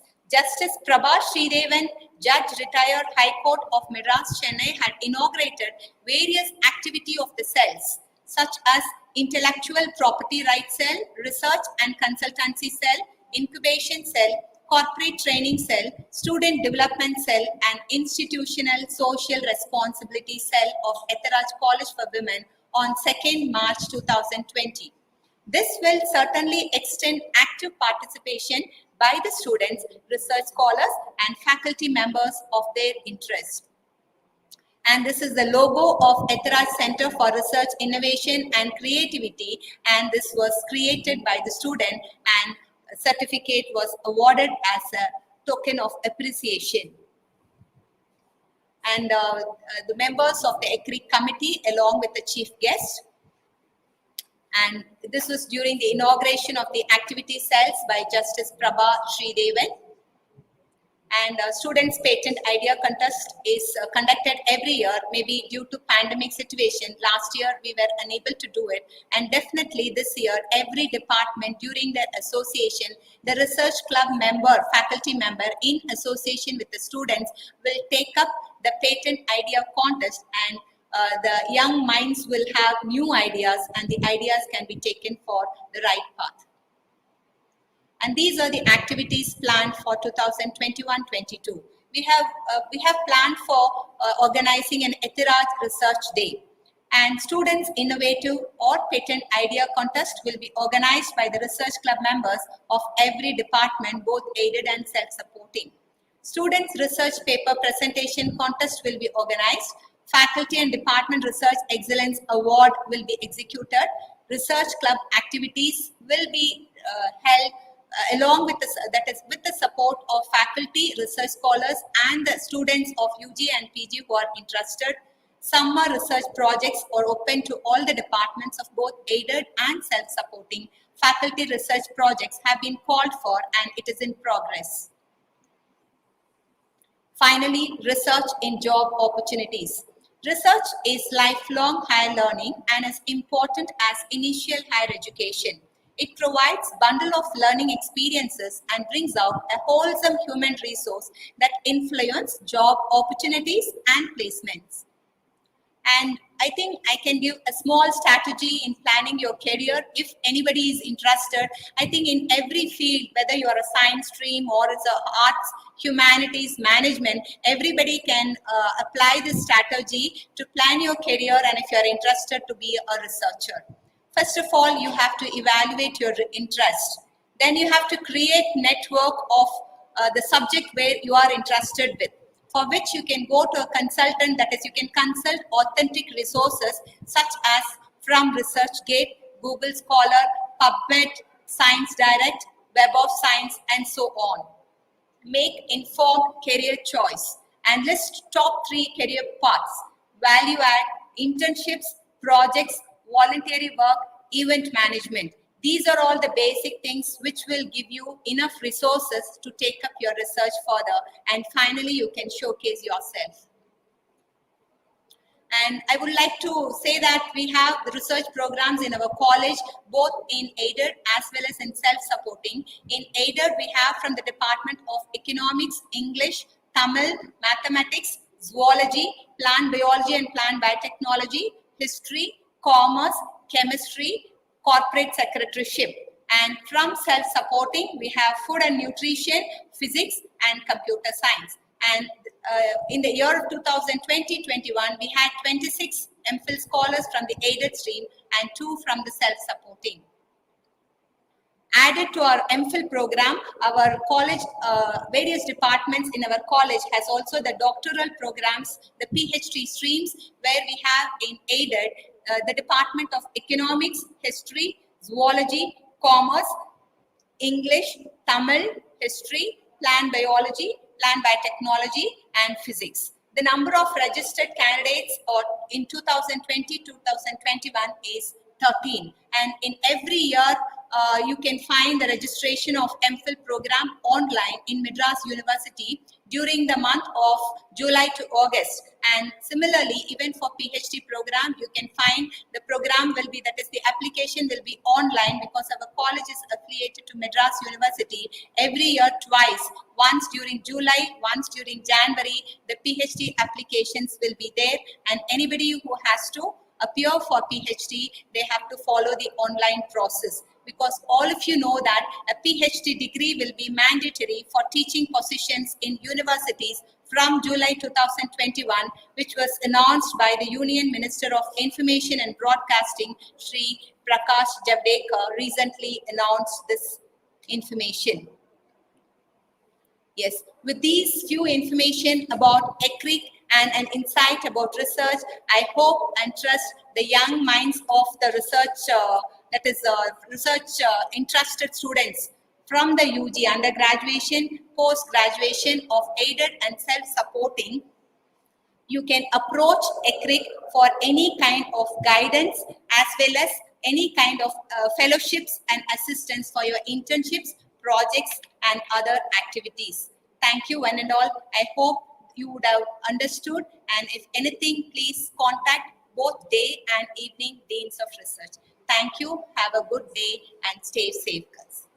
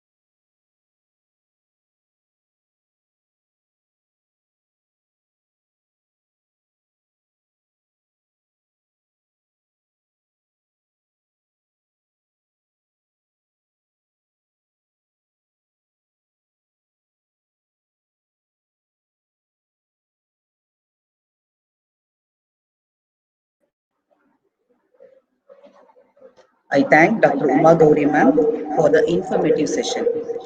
Students, again, please make a note. Classes for you starts by this Monday, 4th October. Further instructions you will receive in the student group. Now we will continue with the session 4 by Mr. Narayanan Nambiyar, Chartered Accountant, Founder and Director, Global FTI. We welcome you, sir. This session will be followed by a very important session by Mr. Venkatraman,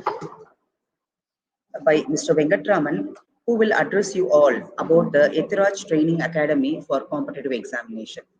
I welcome Mr. Narayanan Nambiyar to deliver the speech. Thank you, sir.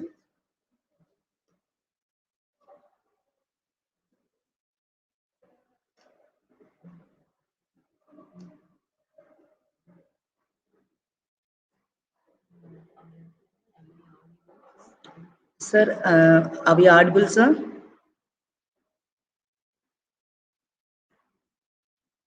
Sir, your mic is on mute, sir. You can unmute it.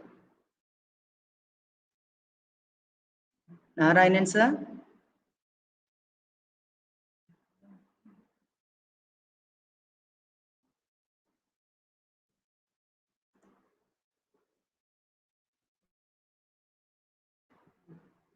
Sir, am I audible, sir?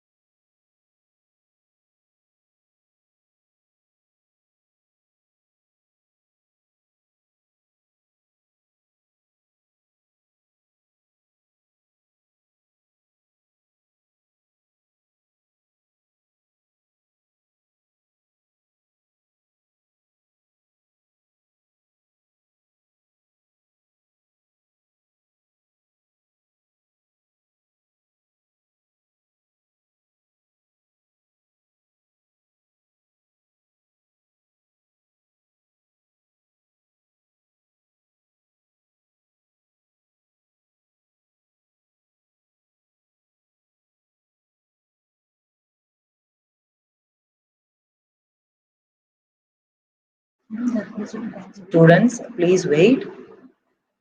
The speaker will start to share with us.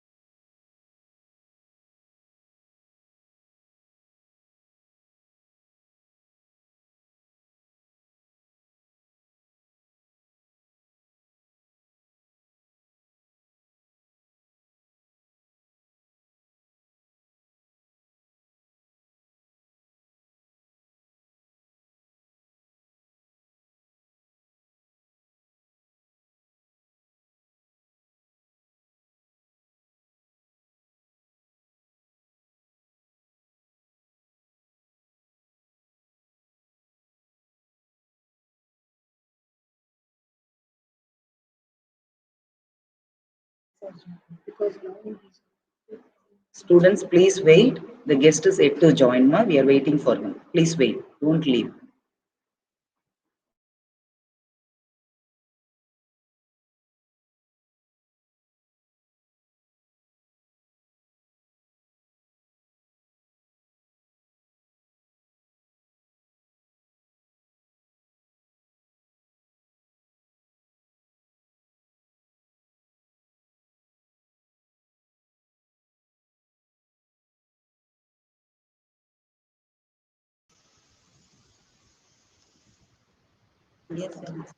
Yes, sir. We welcome you, sir. Thank you. Thank you very much. Sir, sir, Thank you you. can start your session, sir.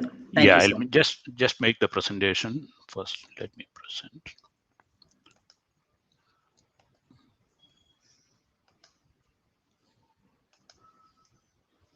Yeah. Good morning, everyone. We are today we are going to talk about the SCA program along with the degree program which we have in the Ethiraj College. It's in the corporate department. Before I start talking about the SCA program, there is one question asked by students: are there enough job opportunities for graduates? Because there are lakhs and lakhs of graduates completing graduation every year. Are there enough job opportunities? In my opinion, there are a lot of job opportunities for graduates currently in India.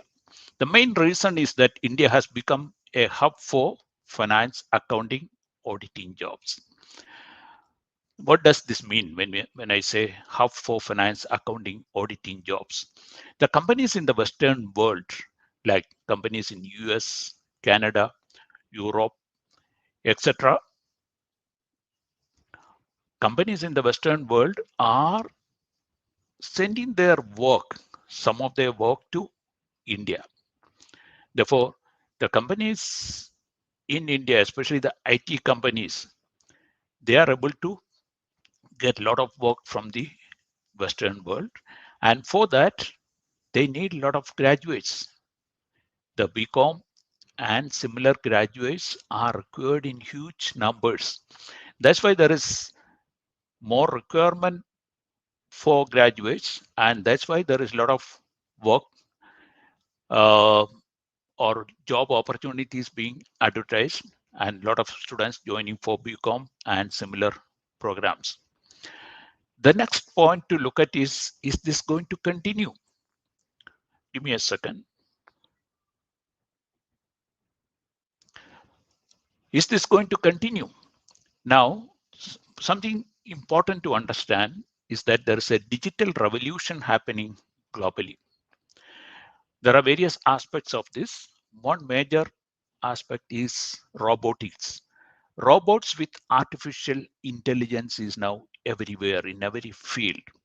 And this robotic process, we call it robotic process automation. This robotic process automation is taking a lot of jobs because there are many basic jobs which can be handled by the robots. Jobs in IT, manufacturing, banking, audit, accounting, etc.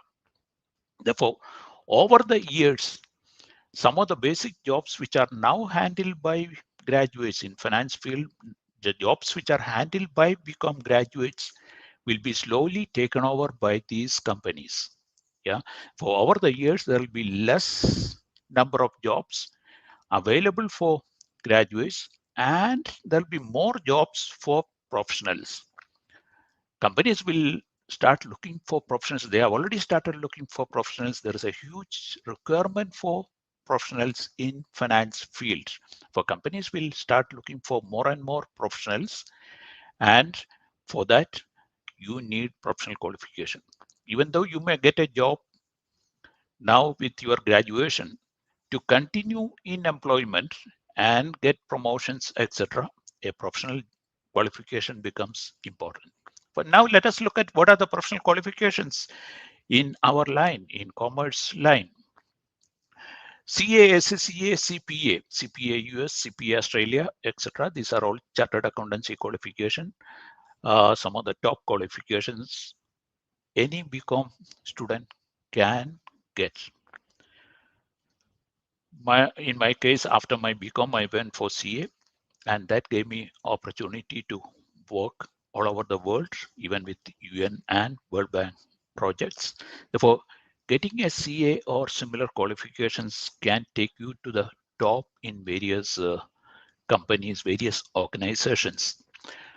The next one is CMA, CMA India, CMA US, etc., or CIMA, that is Management Accountancy Program. These are all Management Accountancy Program. CIMA is from UK, CMA India and CMA US are Management Accountancy programs from US and India, which are all available, which students can take in India, study in India and take exams. But given the preference, given the option, I suggest look at the chartered accountancy qualification, especially SCA, which has a lot of flexibility.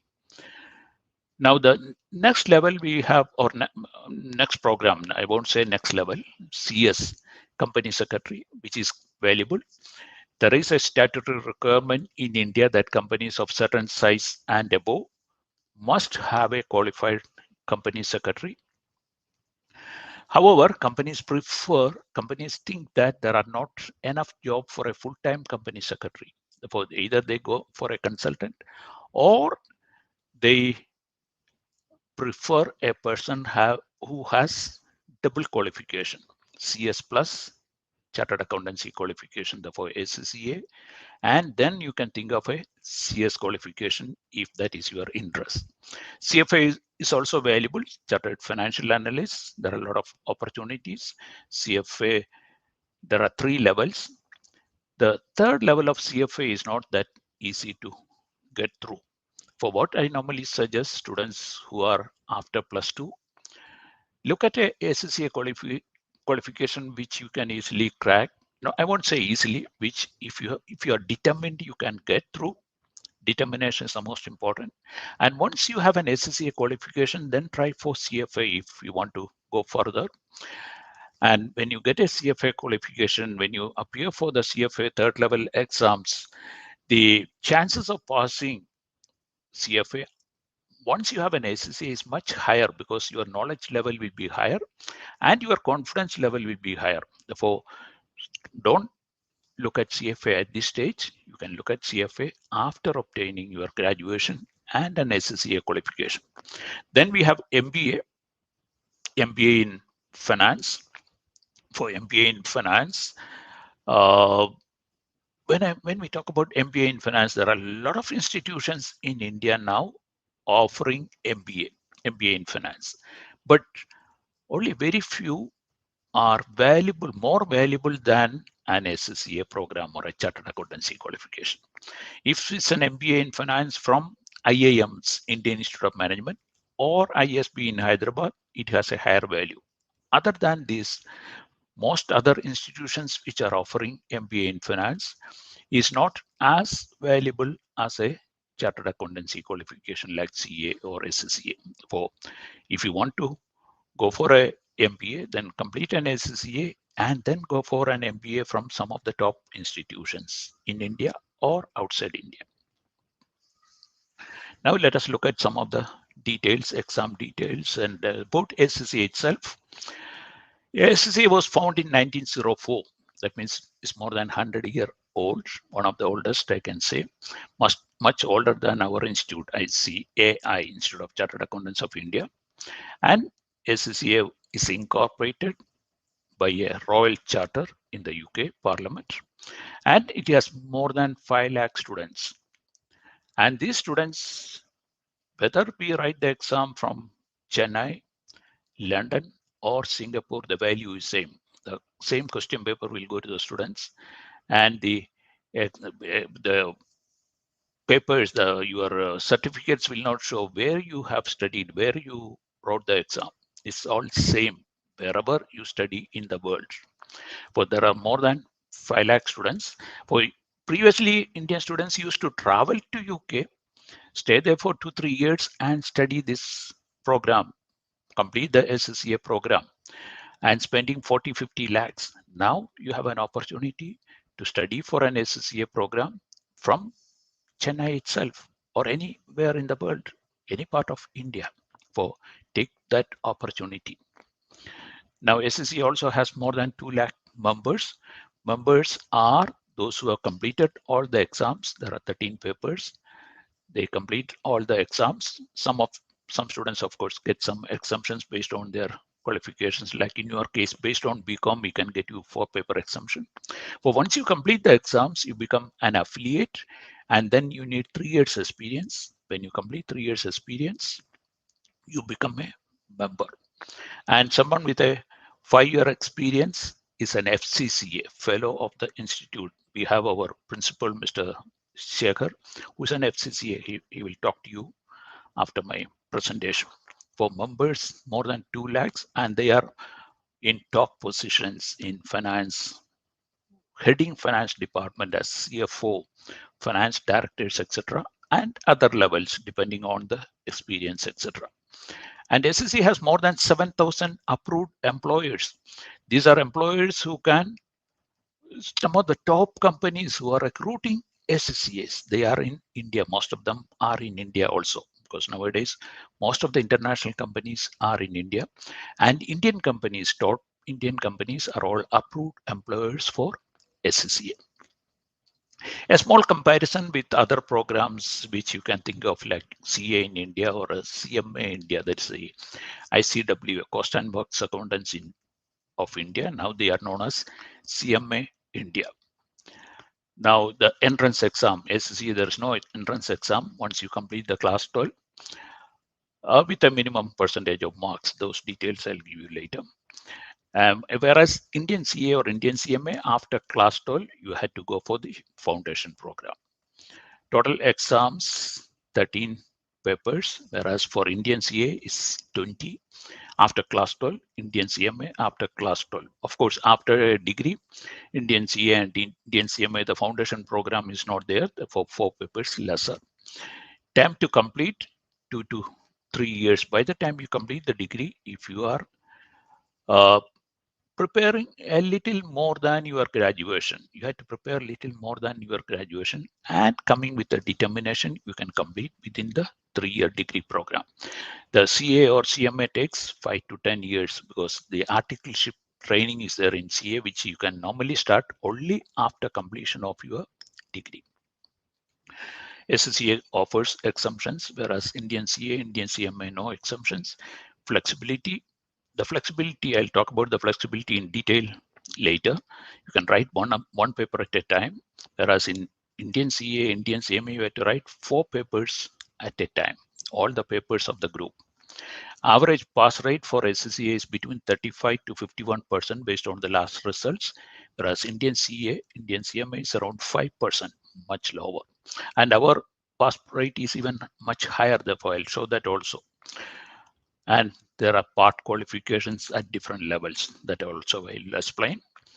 Exams are all computer based, whereas our exams are paper based. Computer based exams gives an advantage because when you start working, you are going to work on the computers. These days, there are no books in companies. Even small companies have a tally program for computer-based exams, preparation for computer-based exams, passing exams, the professional exam on a computer-based platform gives you a lot of advantage. It makes you industry ready.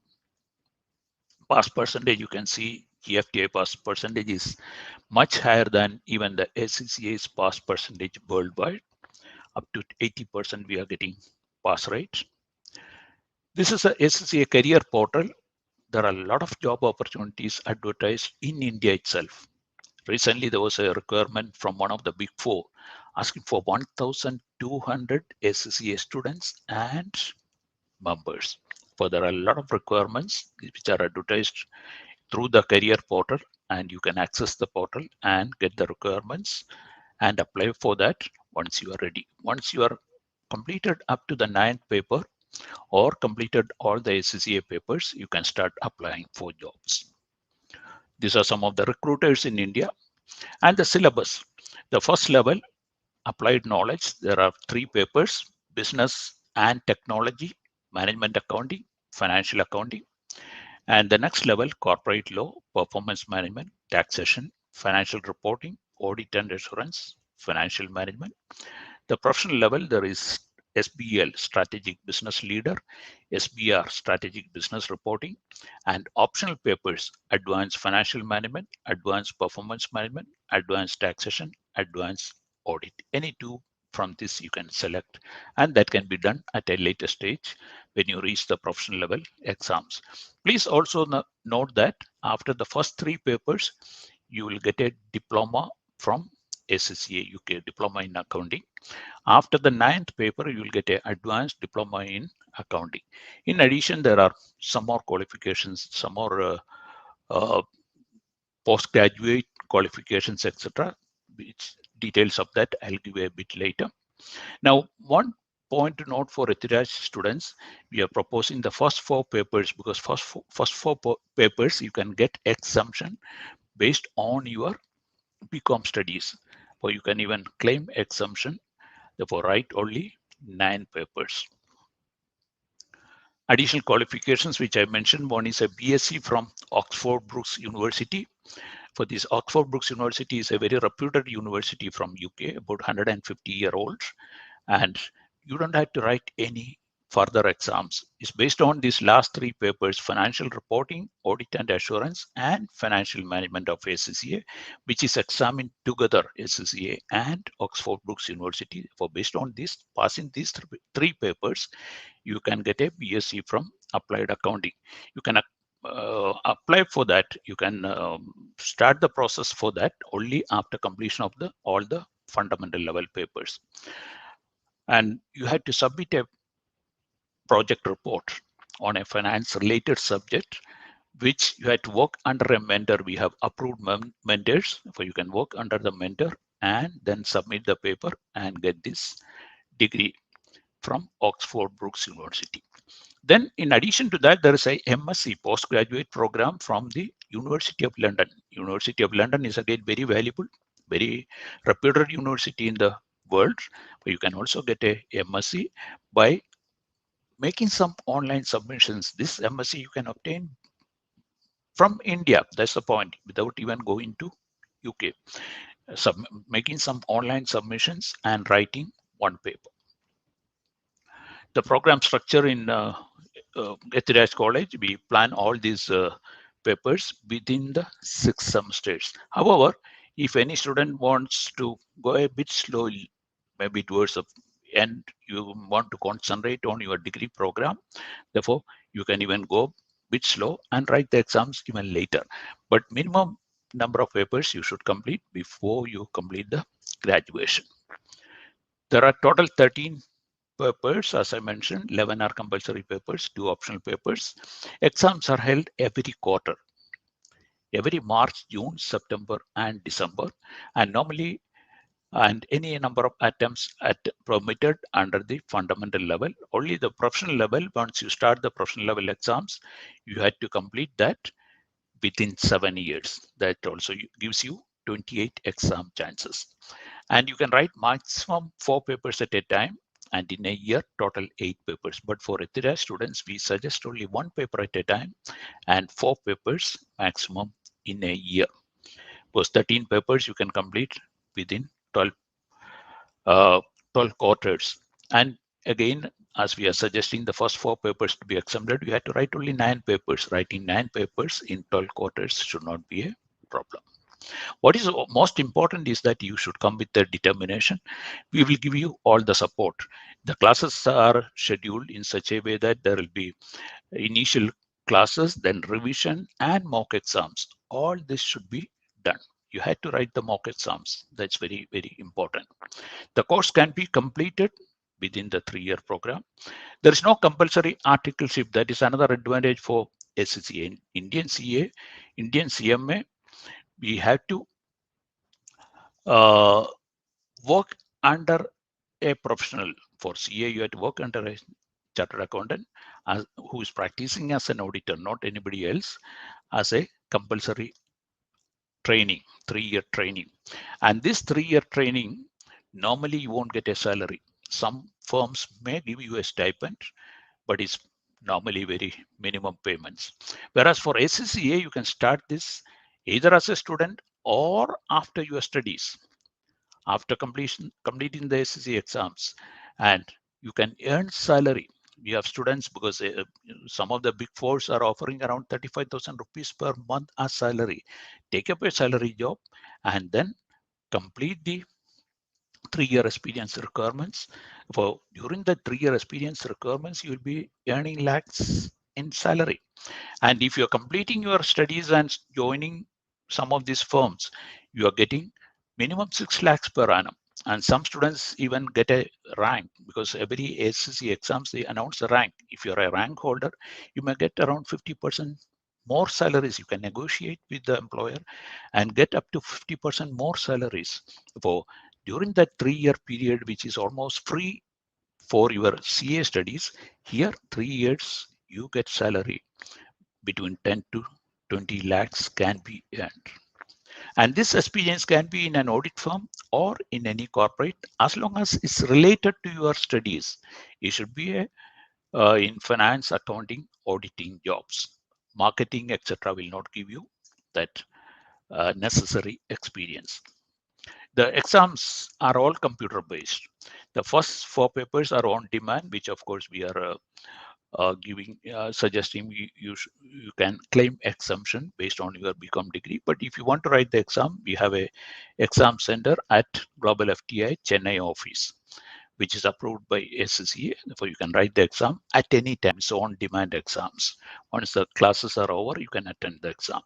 The next papers, starting from the performance management to financial management, the 5 papers, CB exams on fixed dates, 4 times a year, that is March, June, September, and December. At this level, there are some MCQs, 30 to 40% MCQs, and rest are descriptive. And there is no negative marking. This pattern may change. I'm only giving based on what is currently. Any changes we'll advise you, our faculties will advise you. The professional level papers, there are no MCQs. These are also computer-based exams, no MCQs.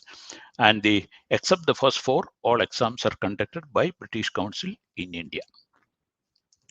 SCA registration documents required, 1 photo, 1 ID proof, and the qualification certificate like class 10, class 12, etc., which we will advise you. And these are the fees payable to ACCA by students. There is a initial registration fee which we collect and do the registration. Then annual subscription fee, first year is exempted, second year onwards you have to pay £112. And exam fees, as and when you take the exams, you have to pay the exam fees. These are some of the students, our students who have achieved wonders, got rank India and worldwide ranks. There are many students from ACC also who are Ethiraj also who have completed ACC and working in different positions. Yeah. And these are some of our faculties. We have faculties based in Chennai, Bangalore, etc. And there's a link to join. I hope you can see this link.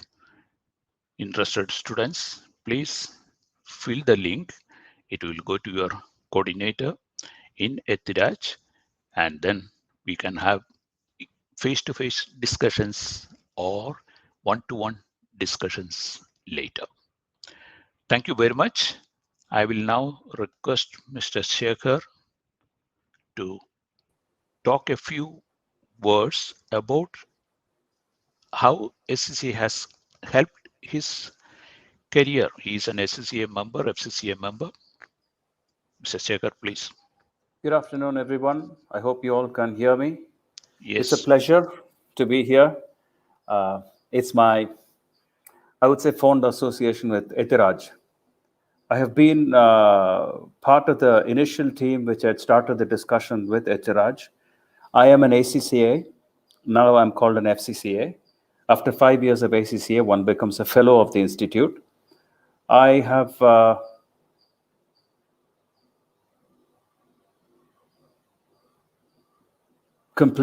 had completed my ACCA way back in 1989. I am from Chennai. I studied in DJ Vaishnava College. And I left India way back in 1985 and then took up ACCA as my qualification. And I finished in 1989. I worked while I studied. I worked for a company called Ernst & Young. It's a big four firm in the world as of now. It's called EY. And I worked for a number of years with that firm. And as Mr. Nambia was saying, the training that I had received during my studies was considered to be adequate. On the day I passed the examination, I already had qualified for the minimum training requirements and I got my ACCA instantly. So I had started working before registering for the ACCA, and then I registered for the ACCA, and then I passed the examination. And my boss wrote to the ACCA saying, this is all the experience he has had, and he has done this, this, and this. So he has narrated everything that I did. And immediately I had the ACCA in my hands. So I was never an affiliate. So the day I passed the examination, I became an associate. All I can say is, if I look back on the journey, after finishing the ACCA, it has been one of only up, up, and up. The progression in the organization is a given because what ACCA promotes is logical thinking. I'm sure you've all heard the saying that recognizing the problem is half the problem solved. Knowing that you have a problem is very essential, and not close your eyes and take an ostrich-like attitude. And that's what ACCA tries to tell you. Look at things logically, identify problems, and then see how you can resolve them. So if you look at an ACCA examination, the questions are very practical and they are orientated towards somebody who's ready to go to work, i.e. they prepare a professional out of you. The aim of ACCA is to make you a professional. Okay. Now, if you look at what are the career prospects, I can tell you that in India, the career prospects are tremendous because there are a number of organizations that are very keen on recruiting ACCAs, because what they find is an ACCA is somebody who is ready. He doesn't have to be trained to start working. I'll give you an example. The way ACCA thinks. When I wrote the examination, it was the group system, what some of the examinations currently practice. I had to pass the whole group, and especially the last group. If I fail one paper, I have to rewrite the whole group, all the 4 papers in the group. It was a very, very difficult time. ACCA gave a lot of thought to it and said that, really, why should we have the group system? If a problem is thrown at you in an organization, it's either a management accounting problem, or it's a taxation problem, or it's an audit-related query, or it's a financial management query. Not all 4 of them will come to you at the same time. And what is the necessity of writing all the 4 papers at the same time? So they said, forget this group system. Let's have paper by paper examination. So today you are at an advantage whereby you can just write one paper, pass that examination, and then go for the next paper. So it makes life much easier for you, number 1. Number 2, ACCA looks at revising its syllabus constantly and what the employer wants. About 5 years ago, ACCA started a study and they found out that people who pass the examinations are still not computer literate. So what did they do? They said that, okay, let's try and make this course work ready. So they said, let's make it all computer-based examination. They want to introduce it sometime in 2021, I think. But what happened was the pandemic hit. But by then, we had already prepared the background for the CBE, computer-based examination. And we trained our students. And ACCA, I am proud to say, was probably the first organization to conduct examinations during the pandemic through something called a CBE for people who are sitting at their homes.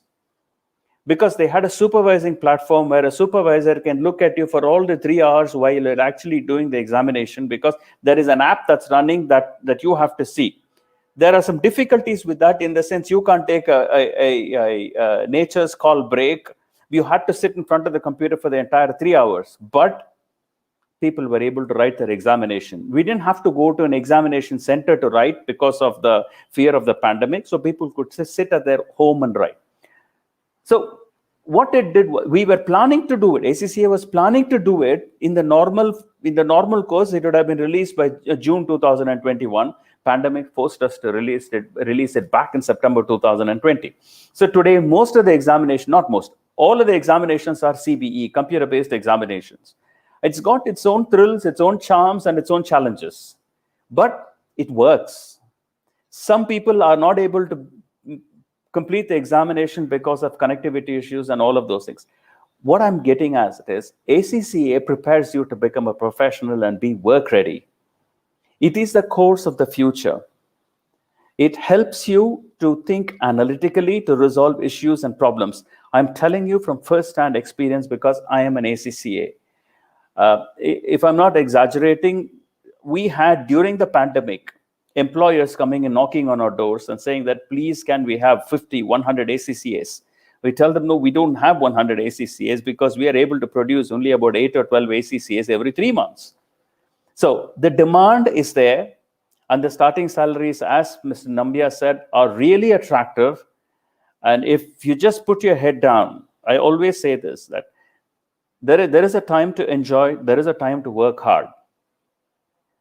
If we don't get our priorities right, we're going to suffer for the rest of our lives. And if we get our priorities right, and you work hard now, you work hard in your college at Ethiraj, say that I want to get a university rank and I want to finish a professional qualification. All of us are capable of doing it, and we have the power to do it. It's all in our minds. All we need to do is just put our head down, focus, and finish the ACCA together with your BCom. And then it's all party time. But you want to party now, you're going to really struggle throughout your life because you don't have a professional qualification. You now have an environment where everybody else is studying. You are in probably really safe hands at Ethiraj with your teaching faculty, whom I've had the pleasure of meeting. You're in safe hands. You have a doubt, you can go and ask anybody, and we are there to support you as far as the ACCA exams are concerned. Just put your head down. All we want is that effort from you. You finish your ACCA, it is fantastic. It helped me get away from active employment at a very young age. Yeah. And all I've been doing is only teaching and training ACCA. And I can tell you very proudly that I have been involved, Mr. Nambiar and myself have been involved in probably creating about 1,000 ACCAs as of now. And each of them is now a professional. Each of them is so happy because they are all living in different parts of the world. And each of them have to thank themselves for their effort. Mr. Nambiar and I and all the faculty are only catalysts. It is only you who have to put in the effort. And we are always there for you. You have a question, you have a doubt. Just don't hesitate. Pick up the phone and call us, and we'll be there for you. Any help you need in respect of ACCA exams, in respect of any queries you may have, we are there to help you. And in front of you, yours truly is a stellar success of ACCA, because I studied in Chennai. I did my BCom from Vaishnava College, and I left from here, and I came back, and I keep going back to the college to say thank you for providing me the BCom, but it's ACCA that really took me places. Yeah. So you want to go places, and I worked all my life outside India. I've never had active employment back in India. I've come here only with the purpose of giving back to the younger generation what I have got. And this is all I have to tell you. If you have any questions, please do not hesitate to contact me. Mr. Nambiar, sir, would somebody else be taking on from here? I just want to give one more point. Those who complete ACCA in India, there is a question asked, can they practice as an auditor in India? Answer is no. But ACCA can practice in many countries, about 60 countries they can practice. Because normally the countries where there is a strong accountancy qualification like CA, they limit the practicing license to those members like me. However, there is a also please understand, about 95% of those who are completing CA in India are not going to practice, they are going to work. You are part of that 95%.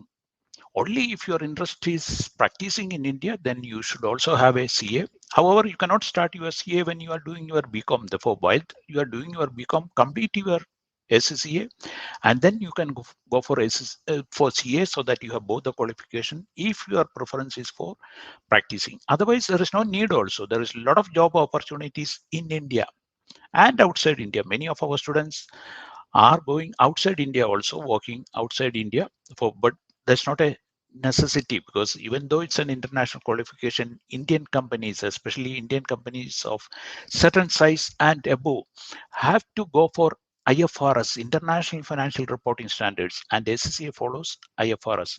Indian companies, we have something called Ind AS, which is a converged IFRS. For that also, companies of certain size and above in India, they need people with IFRS knowledge, which is there in the SCCA studies. And companies which are handling the work for global companies, auditing firms, Big Four and others, are handling a lot of audit for international companies. They are all looking for international qualification. And with SCCA, there are a lot of opportunities, tremendous opportunities in Chennai, Bangalore, Kochi, etc. For I can tell you, it's a very valuable qualification, and all the best for all of you. Thank you very much. Good luck, everyone. Thank you very much.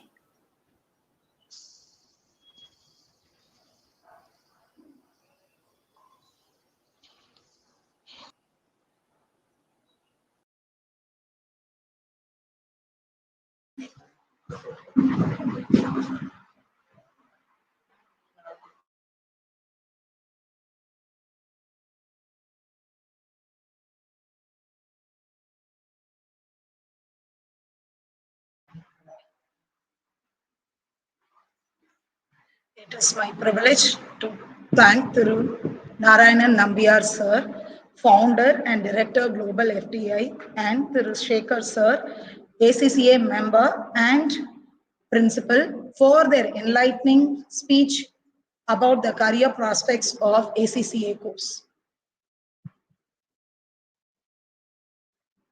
The faculty coordinator for ACCA program is Dr. V. Shanti Ma'am, Head, Department of Corporate Secretaryship, Aided.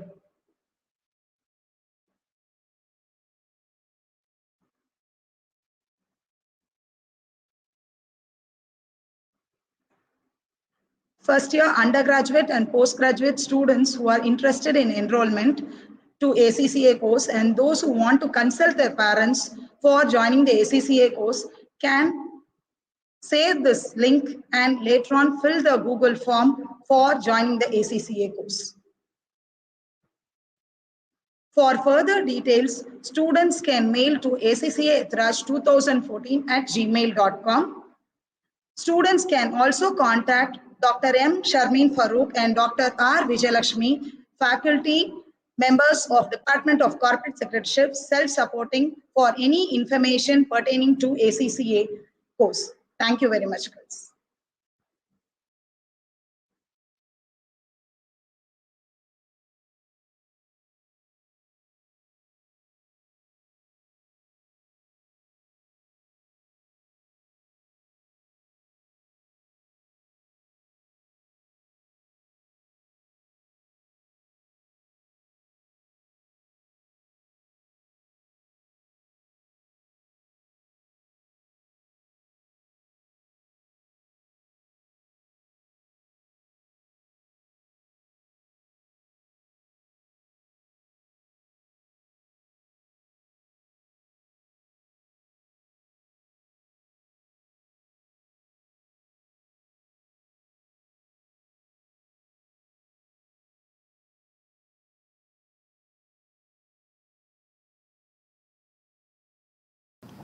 Vanakkam. Welcome to the orientation session, and I am happy to introduce the Ethiraj Training Academy. The Ethiraj Training Academy is the institute for the coaching classes for the competitive exam like TNPSC and bank exam, railway exam, SSC exam, as well as the civil service examination. The Ethiraj Training Academy is the unit of the Ethiraj College for the women, and we conducting the coaching classes within the college campus. I try to clarify some general doubt about the competitive exam which actually struggling by the student. See, the competitive exam, many people think about, sir, is it possible to crack the competitive exam? Even some people asking me, can I crack the civil service exam? Shall I become an IAS officer? Is it possible, sir? Even I am not a topper, I am not a centum student. Can I crack the civil service exam? Can I become an IAS officer or the bank officer or railway officer? Like that. See, first of all, we need to understand about the competitive exam. The competitive exam based on your wisdom, not knowledge. We need the wisdom instead of the knowledge. So many people misunderstood about the competitive exam. Actually, the 100-mark student and centum student, the 90% student, அவங்களால மட்டும்தான் இதை pass பண்ண முடியும். சாதாரணமாக இருக்கிறவங்க, ஒரு average ஸ்டூடெண்ட்டாக இருக்கிறவங்க, பெலோ ஆவரேஜ் ஸ்டூடெண்ட்டாக இருக்கவங்க பாஸ் பண்ண முடியாது அப்படின்னு நினச்சிட்டு இருக்காங்க. ஆனால் ரியாலிட்டி என்ன அப்படின்னா, இந்த போட்டி தேர்வுகள் அறிவு சம்பந்தமானது, நாலேஜ் சம்பந்தமானது கிடையாது. இந்த அறிவுக்கும் நாலேஜுக்கும் what is different between the knowledge and the wisdom அப்படின்னா, see, இப்போ நம்ம ஒரு செமினார் நடத்திட்டு இருக்கோம். இது ஆன்லைனில் இல்லாமல் ஒரு வேளை ஆஃப்லைனில் இருந்துட்டு இருக்கு. செமினார் நம்ம கண்டக்ட் பண்ணிட்டு இருக்கோம். செமினார் வந்து ஃபர்ஸ்ட் ஃப்ளோரில் இருந்துட்டு இருக்கு, இல்லை செகண்ட் ஃப்ளோரில் இருந்துட்டு இருக்குன்னு வச்சுக்கோங்களேன். ஒரு திடீர்னு ஒரு ஃபயர் ஆக்சிடென்ட் ஆகிடுது. அப்போ என்ன பண்ணுவாங்க, ஒரு சிலர் வந்து ஜன்னல் வழியாக ஜம்ப் பண்ண ட்ரை பண்ணுவாங்க, ஒரு சிலர் ஸ்டெப்ஸ் வழியாக ஓடி போக ட்ரை பண்ணுவாங்க, ஒரு சிலர் ஃபயரை அணைக்கிறதுக்கு ட்ரை பண்ணிட்டு இருப்பாங்க, ஒரு சிலர் என்ன பண்ணுறதுனே தெரியல அப்படின்னு உட்காந்துட்டு இருப்பாங்க. இப்போ உங்களால் சொல்ல முடியுமா, 100க்கு 100 மார்க் எடுத்தவங்க எல்லாம் ஸ்டெப்ஸ் வழியாக போயிருப்பாங்க, 100க்கு 90 மார்க் எடுத்தவங்களாம் ஜம்ப் பண்ணியிருப்பாங்க, 100க்கு 80 மார்க் எடுத்தவங்களாம் என்ன பண்ணுறதுன்னு தெரியாமல் உட்காந்துட்டு இருந்திருப்பாங்க. You cannot classify that kind of people. So it's totally based on the your wisdom. ஒரு இன்சிடென்ட் நடக்குது, அந்த இன்சிடென்ட்டுக்கு குயிக் டிசிஷன் மேக்கிங் பவர் எந்த அளவுக்கு உங்ககிட்ட இருக்கு அப்படின்றது தான் உங்களுடைய அறிவு. So knowledge, your mark is totally based on your knowledge, but the wisdom is a little bit different. And I give one more example. For example, நம்ம காலேஜில் ஒருத்தங்க பெருக்கிட்டு இருக்காங்க, படிக்காதவங்க இருக்காங்க, ரெஸ்ட் ரூம் கிளீன் பண்ணுறதுக்காக வந்துட்டு இருக்காங்க. அந்த அம்மாவை கூப்பிட்டு 1+1 2 அப்படின்னு ஒரு 10 days நீங்கள் சொல்லி கொடுத்துட்டே இருக்கீங்க. ஆஃப்டர் 10 days கழிச்சு 1+1 என்னன்னு கேட்டீங்க அப்படின்னா 2ன்னு சொல்லிடுவாங்க. ஆனால் 2x3 என்னன்னு அவங்களுக்கு யோசிக்க தெரியாது, 2x4 என்னன்னு யோசிக்க தெரியாது. அப்படி யோசிக்கக்கூடிய திறனுக்கு பேர் தான் விஸ்டம். அந்த விஸ்டம், யோசிக்கக்கூடிய திறன் உங்ககிட்ட இருக்கு அப்படின்னா, you are the person, you are the right person to choose your career in the G sector. That is most important. Can I crack the exam, என்னால் முடியுமா, என்னால் பாஸ் பண்ண முடியுமா, நான் ஒரு ஆவரேஜ் ஸ்டூடெண்ட் அப்படின்னு நினைக்கிற எல்லாருக்கும் சொல்கிறேன், உங்கள் எல்லாராலையும் இந்த எக்ஸாமை பாஸ் பண்ணிட முடியும், எல்லா போட்டித் தேர்வுகளையும் பாஸ் பண்ண முடியும். அதுக்கு ஒரு சில தகுதிகளையும் ஒரு சில திறமைகளையும் நம்ம வளர்த்துக்குவோம். அந்த திறமைகளையும் தகுதிகளையும் வளர்த்துக்க சரியான இடம் என்னன்னு பார்த்தீங்கன்னா, நம்ம எத்திராஜ் ட்ரைனிங் அகாடமி. ஒன்று நம்ம காலேஜ் கேம்பஸ்குள்ளாரையே இருக்குது, இன்னொன்று உங்களுடைய அகடமிக் எஜுகேஷனை எந்த விதத்துலையும் டிஸ்டர்ப் பண்ணாமல் இருக்கும். ஃபார் எக்ஸாம்பிள், எய்டட் ஸ்டூடெண்ட்டாக இருக்கீங்க அப்படின்னா, உங்களுக்கு காலேஜ் முடிஞ்சதுக்கு அப்புறம் 1:30 3 o'clock வரைக்கும் உங்கள் கிளாஸஸ் இருக்கும். இதுவே செல்ஃப் சப்போர்ட் ஸ்டூடெண்ட்டாக இருக்கீங்க அப்படின்னா 9:30 10:30 வரைக்கும் உங்கள் கிளாஸஸ் இருக்கும். ஸோ உங்களுடைய கிளாஸஸை அகடமிக்கை எந்த விதத்துலையுமே அஃபெக்ட் பண்ணாது. சார், நான் வேற ஒரு கோச்சிங் சென்டரில் போய் படிக்கலான்னு இருக்கேன், வெளியில் படிக்கலான்னு இருக்கேன் அப்படின்னா, அங்கே ஒரு வேளை டெஸ்ட் வச்சுட்டு இருக்காங்க, அதே நேரத்தில் உங்களுக்கு செமஸ்டர் எக்ஸாம் நடந்துட்டு இருக்கும், மாடல் எக்ஸாம் நடந்துட்டு இருக்கும். ஸோ இதுலையும் உங்களால் சரியாக கான்சென்ட்ரேட் பண்ண முடியாது, அதுலையும் சரியாக உங்களால் கான்சென்ட்ரேட் பண்ண முடியாது. ஆனால் இங்கே நம்ம காலேஜ் கேம்பஸ்குள்ளார கொடுக்கக்கூடிய கோச்சிங்கில் உங்களுக்கு அகடமிக் எந்த விதத்துலையுமே டிஸ்டர்ப் பண்ணாமல் இருக்கும். உதாரணமாக உங்களுடைய செமஸ்டர் எக்ஸாம் இருக்குது, இல்லாட்டி மாடல் எக்ஸாம் நடந்துட்டு இருக்கு, அந்த நேரத்தில் உங்களுக்கு நாங்கள் கிளாஸஸ் கண்டக்ட் பண்ண மாட்டோம். ஸோ எப்போல்லாம் நீங்கள் எக்ஸாம் இல்லாமல், ப்ராக்டிக்கல் இல்லாமல், செமஸ்டர் இல்லாமல் ஃப்ரீயாக இருக்கீங்களோ அந்த நேரத்தில் மட்டும்தான் உங்களுக்கு நம்முடைய கோச்சிங் இருக்கும். சரி, யூபிஎஸ்சி எக்ஸாம் ப்ரிப்பேர் பண்ணணும், பேங்க் எக்ஸாமுக்காக ப்ரிப்பேர் பண்ணணும், இல்லை சம் அதர் காம்படேட்டிவ் எக்ஸாமுக்காக ப்ரிப்பேர் பண்ணணும் அப்படின்னு நீங்கள் நினைக்கிறீங்க. இப்போது இதுக்கு என்னென்ன தகுதிகள்லாம் நம்ம வளர்த்துக்கணும், எப்படிலாம் இம்ப்ரூவ் பண்ணணும், சார் கோச்சிங் தேவையா, ஏன் கோச்சிங் இல்லாமல் என்னால் பாஸ் பண்ண முடியாதா அப்படின்னு நிறைய பேர் கேள்வியாங்க. Why we need the taking coaching classes, is it necessary அப்படின்னு நிறைய பேர் வந்து யோசிச்சுட்டு இருப்பாங்க.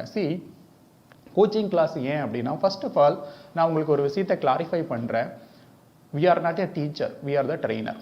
டீச்சர் வேறு, ட்ரெயினர் வேறு. ரெண்டுக்கும் என்ன வித்தியாசம் சார் அப்படின்னா, இப்போ ஒரு ப்ரொஃபஸர்ஸ் இருக்காங்க, ஒரு எக்ஸ்பர்ட்ஸ் இருக்காங்க, அவங்க கிட்ட ஸ்விம்மிங்கை பற்றி சொல்லிக் கொடுங்க அப்படின்னு நீங்கள் கேட்டிங்க அப்படின்னா ரொம்ப அழகாக சொல்லிக் கொடுப்பாங்க. ஸ்விம்மிங்னா என்ன, அதனுடைய வால்யூம் எவ்வளோ வாட்டர் இருக்கும், உங்களுடைய வெயிட் எவ்வளோ இருந்துச்சுன்னா உங்களால் ஸ்பீடாக ஸ்விம் பண்ண முடியும், ஸ்விம்மிங் பூலுடைய லென்த் என்ன, பிரெத் என்ன, அதில் இருக்கிற வாட்டர் கண்டென்ட் என்ன, எங்கெங்கெல்லாம் இதுக்கான போட்டி நடக்குது, யாரெல்லாம் இதில் ப்ரைஸ் வின் பண்ணிப்பாங்க, எவ்ரி டேட்டாவை அழகாக உங்களுக்கு சொல்லிக் கொடுப்பாங்க. எக்ஸாம் இப்போ வைக்கிறாங்க அந்த சொல்லிக் கொடுத்ததுலேருந்து அப்படின்னா நிச்சயமாக அதில் நீங்கள் 100க்கு 100 மார்க் எடுத்துருவீங்க. இப்போ நீங்கள் ஸ்விம்மிங்கை பற்றி படிச்சுட்டீங்க, A to Z உங்களுக்கு தெரியும், 100க்கு 100 மார்க் எடுத்துட்டீங்க. இப்போ உங்களை கூப்பிட்டு போயிட்டு ஸ்விம்மிங் பூலில் தூக்கி போட்டோம் அப்படின்னா யாராலும் ஸ்விம் பண்ண முடியுமான்னா முடியாது. அப்போது அந்த இடத்துல ஒரு ட்ரெயினர் தேவைப்படுறாங்க, ஒரு கோச்சிங் உங்களுக்கு தேவைப்படுது.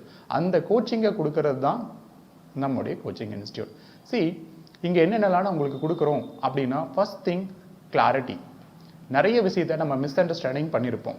உதாரணமாக பார்த்தோம் அப்படின்னா நிறைய பேர் வந்து கவர்மெண்ட் பஸ் அப்படின்னு வாங்க. Actually it's not a government bus, it's a state bus. அரசு வேற, அரசாங்கம் வேற. There is difference between state and the government. State is the permanent body and permanent institution in the country. ஆனால் அரசாங்கம் அப்படின்றது மாறக்கூடியது. இந்த கிளாரிட்டி இல்லாமல் நம்ம பேசிகிட்டு இருப்போம். இன்னும் எதர்ச்சியாக நம்ம பேசிகிட்டு இருப்போம். இன்றைக்கி கிளைமேட் நல்லா இருக்குல்ல, அழகாக இருக்குல்ல கிளைமேட் அப்படின்னு ஒரு வார்த்தையை நம்ம பயன்படுத்துகிறோம். உண்மையிலேயே அது கிளைமேட் கிடையாது, வெதர். கிளைமேட் அப்படின்னா பர்மனெண்ட்டாக ஒரு இடத்துல இருக்கிறது, வெதர் அப்படின்னா டே டு டே மாறிட்டு இருக்கிறது. அப்போது ஒவ்வொரு விஷயத்தையும் நம்ம தப்பாக புரிஞ்சு வச்சிருக்கக்கூடிய நிறைய விஷயங்களுக்கு கிளாரிட்டி முதல்ல உங்களுக்கு கிடைக்கும். இதுதான் கோச்சிங். ரெண்டாவது, இந்த கோச்சிங்கில் ஸ்ட்ராட்டஜி உங்களுக்கு கிடைக்கும். உதாரணமாக 2015 ஒரு கேள்வி கேட்டிருந்தாங்க. மகாத்மா காந்தியை பற்றி அந்த கேள்வி இருந்துச்சு. நிறைய பேர் நினைப்பாங்க இந்த கேள்வி ஹிஸ்ட்ரியிலிருந்து கேட்டிருக்காங்க அப்படின்னு நினைப்பாங்க. உண்மையிலேயே அது ஹிஸ்ட்ரியிலிருந்து கேட்கக்கூடிய கேள்வி தான். ஆனால் ஏன் அந்த வருஷம் கேட்டாங்க அப்படின்னா, 2015 அந்த கேள்வி கேட்கறதுக்கான காரணம், 1915 காந்தி இந்தியாவுக்கு ரிட்டர்ன் ஆனார். Gandhi came back to India from South Africa in 1915. So Indian government celebrating the 100 years of Gandhi returns. That's why the question will be about the Gandhi. So that is the reason. இந்த strategy உங்களுக்கு கிடைக்கும். Similarly next year கேட்டாங்க 2016 who is the first woman president of Indian National Congress அப்படின்னு கேட்டிருந்தாங்க. So first woman president ஏன் கேட்குறாங்க அப்படின்னா, because 1916 first woman president வராங்க, அன்னி பெசன்ட் வராங்க. அவங்க வந்ததுக்கு அப்புறம் தான் அவங்க தான் முதல் பிரசிடென்ட் இந்தியன் நேஷனல் காங்கிரஸ்க்கு, உமன் பிரசிடென்ட்.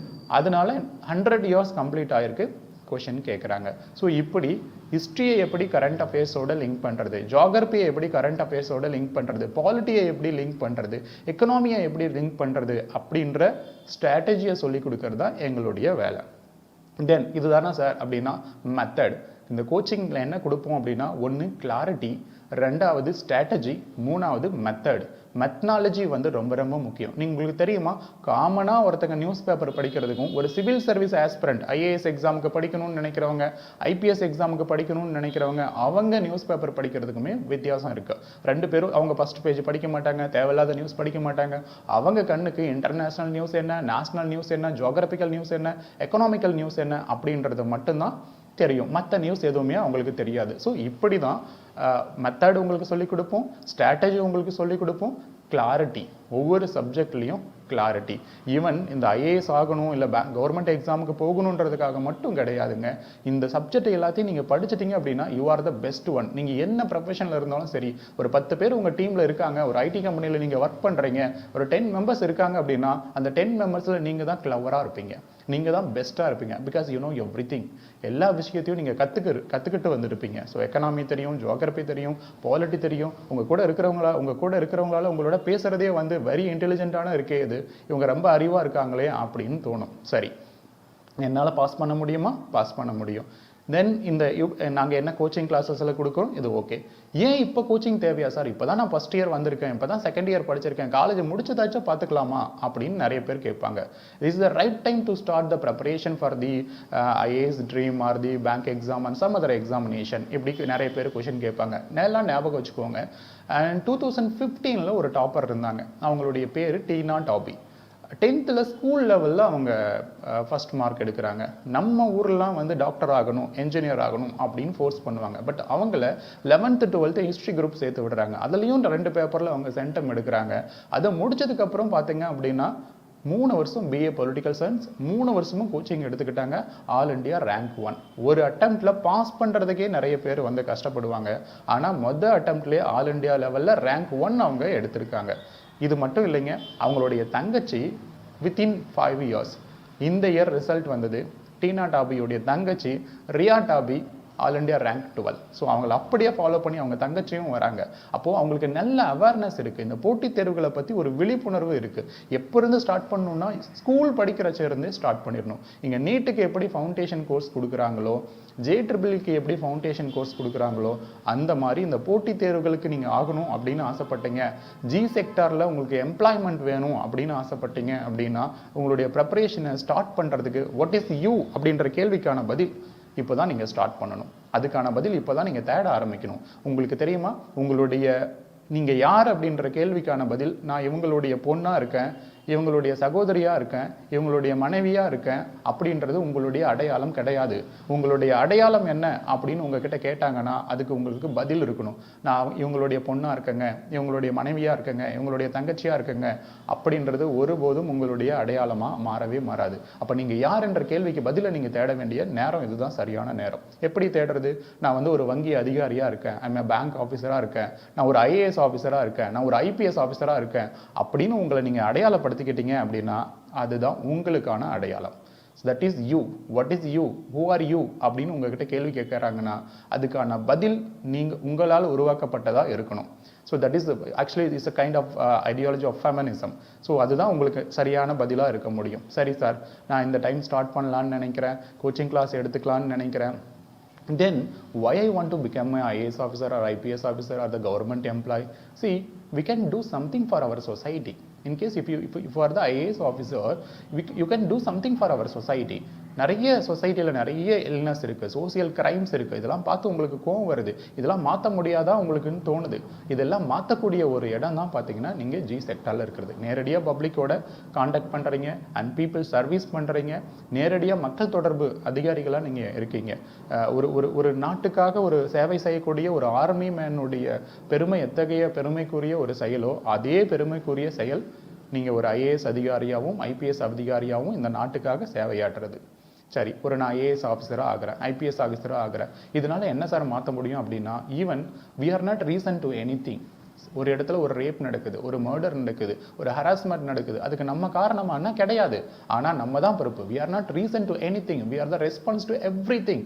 நம்ம தான் பொறுப்பு. இது நம்முடைய சமுதாயம் அப்படின்ற ஒரு உணர்வு, இந்த சமுதாயத்துக்கு சேவையாற்றணுன்ற ஒரு உணர்வு நமக்குள்ளே இருந்துச்சு அப்படின்னா நம்ம இந்த போட்டித் தேர்வில் ஒரு பயிற்சி எடுத்துகிட்டு ஒரு IAS அதிகாரியாவோ ஒரு IPS அதிகாரியாவோ உங்களால் நிச்சயமாக வந்துட முடியும். சரி சார், இதெல்லாம் தாண்டி உங்களுக்கு ஒரு விஷயம் சொல்கிறேன். உங்களுடைய பேரண்ட்ஸ் நிறைய நம்ம தமிழ்நாட்டை பொறுத்தளவுக்கு, சவுத் இந்தியாவை பொறுத்தளவுக்கு அவங்களுடைய ஒட்டுமொத்த உழைப்பையும் தன்னுடைய குழந்தைகளுடைய படிப்புகளையே முதலீடு செய்யக்கூடிய பெற்றோர்களை நம்ம பார்க்குறோம். அப்படிப்பட்ட பெற்றோர்களுக்கு நீங்கள் அம்மா என்னை கஷ்டப்பட்டு பெற்றெடுத்தீங்க, உங்களுக்கு நன்றி அப்படின்னு ஒரு வார்த்தை உங்களால் சொல்ல முடியுமா அப்படின்னா கிடையாது. இல்லை, நீங்கள் வந்து என்னை இவ்வளோ நாளாக படிக்க வச்சிங்கப்பா, இதுக்காக நீங்கள் இவ்வளோ செலவு செஞ்சுருக்கீங்க, நான் உங்களுக்கு வந்து இதோ ரீபே 10 lakh நீங்கள் இது வரைக்கும் என்னை LKGலேருந்து படிக்க வச்சது ஆயிருக்கு அப்படின்னு அதை திருப்பி கொடுத்தீங்க அப்படின்னா அது பெருமை கிடையாது. உண்மையிலே அவங்களுக்கு எப்போ நீங்கள் பெருமை சேர்ப்பீங்க அப்படின்னா ஒரு IAS அதிகாரியாவோ ஒரு IPS அதிகாரியாவோ ஒரு பேங்க் அதிகாரியாவோ ஒரு ரயில்வே அதிகாரியாவோ நீங்கள் இருக்கும்போது ₹1 உங்கள் பெற்றவங்களுக்கு நீங்கள் கொடுக்க தேவையில்ல. ஆனால் உங்களுடைய சொந்தக்காரங்க கிட்ட, உங்களுடைய தெருவில் இருக்கிறவங்க கிட்ட, உங்கள் பேரண்ட்ஸ் வேலை செய்யக்கூடிய இடத்துல பெருமையாக சொல்லிப்பாங்க, என் பொண்ணு IAS-ஆக இருக்குது, என் பொண்ணு IPS-ஆக இருக்குது, என் பொண்ணு பேங்க் எக்ஸாம் பாஸ் பண்ணி பேங்க் ஆஃபீஸராக இருக்காங்க, மேனேஜராக இருக்காங்க அப்படின்னு அவங்க சொல்லி சொல்லி பெருமைப்படக்கூடிய தருணம் அது ரொம்ப ரொம்ப முக்கியமானது. அது எத்தனை கோடி ரூபாய் கொடுத்தாலும் யாருக்கும் கிடைக்காத ஒரு விஷயம். ஸோ அதை நீங்கள் கொடுக்க போகிறீங்க அவங்களுக்கு. உங்கள் பேரண்ட்டுக்கு நீங்கள் ரீபே பண்ணுறீங்க. ஈவன் ஏன்ற பொழுதின் பெரிதவக்கும் தன் மகனை சான்றோன் என கேட்ட தாய் அப்படின்னு சொல்லுவாங்க. உங்களுடைய பெற்றோர்களை பெருமைப்படுத்தக்கூடிய மிக சிறந்த வேலை உங்களுடைய இந்த போட்டித் தேர்வுகளுக்கு நீங்கள் தயாராகிட்டு போட்டித் தேர்வுகளில் வெற்றி அடைஞ்சிட்டு நீங்கள் அந்த இடத்துக்கு வந்தீங்க அப்படின்னா கிடைக்கும். உங்களுக்கு ஒரே ஒரு விஷயம் நான் சொல்லிக்கிறேன் கடைசியாக. சக்ஸஸ் பர்சன், நீங்கள் வாழ்க்கையில் யாரெல்லாம் சாதனையாளர்கள்னு நினைக்கிறீங்களோ, பெருசாக சாதிச்சவங்க அவங்க வாழ்க்கையில் அப்படின்னு நினைக்கிறீங்களோ, அவங்க எல்லாருமே யார் அப்படின்னா வாய்ப்புகளை சரியாக பயன்படுத்தி கொண்டவர்கள். The success person who can utilize the opportunity in the proper way the failure person who cannot able to utilize the opportunity. வாய்ப்புகளை சரியாக பயன்படுத்தி கொண்டவர்கள் தான் சாதனையாளர்கள். வாய்ப்புகளை சரியாக பயன்படுத்த தவற விட்டவர்களே வாழ்க்கையில் தோற்று போயிடுறாங்க. உங்களுக்கு அருமையான ஒரு வாய்ப்பு, கல்லூரி வளாகத்துக்குள்ளாரியே இந்த பயிற்சியை நாங்கள் கொடுக்க போகிறோம். இதை சரியாக பயன்படுத்திக்கங்க. If you have any doubt about the Ethiraj Training Academy, you can feel free and contact Mrs. Gayatri Madam, Microbiology Department, and she is the coordinator of the Ethiraj Training Academy. And thank you to giving an opportunity. Thanks to the principal madam and as well as the other faculty members and all HODs, and thank you very much.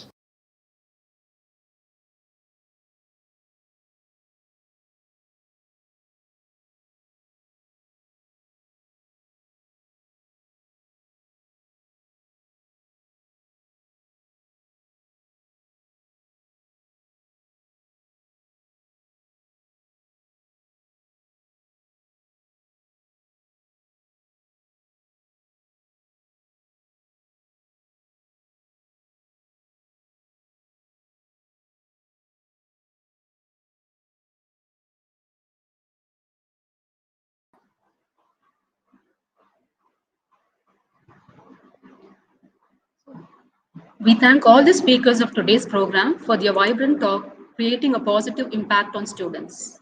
Best wishes and thanks to our dear students for their participation in this orientation program. A gentle reminder, classes for the first years will commence on 4th of October, the following Monday. You will also receive information from your respective department heads in this regard. We now conclude the event with college song. Thank you.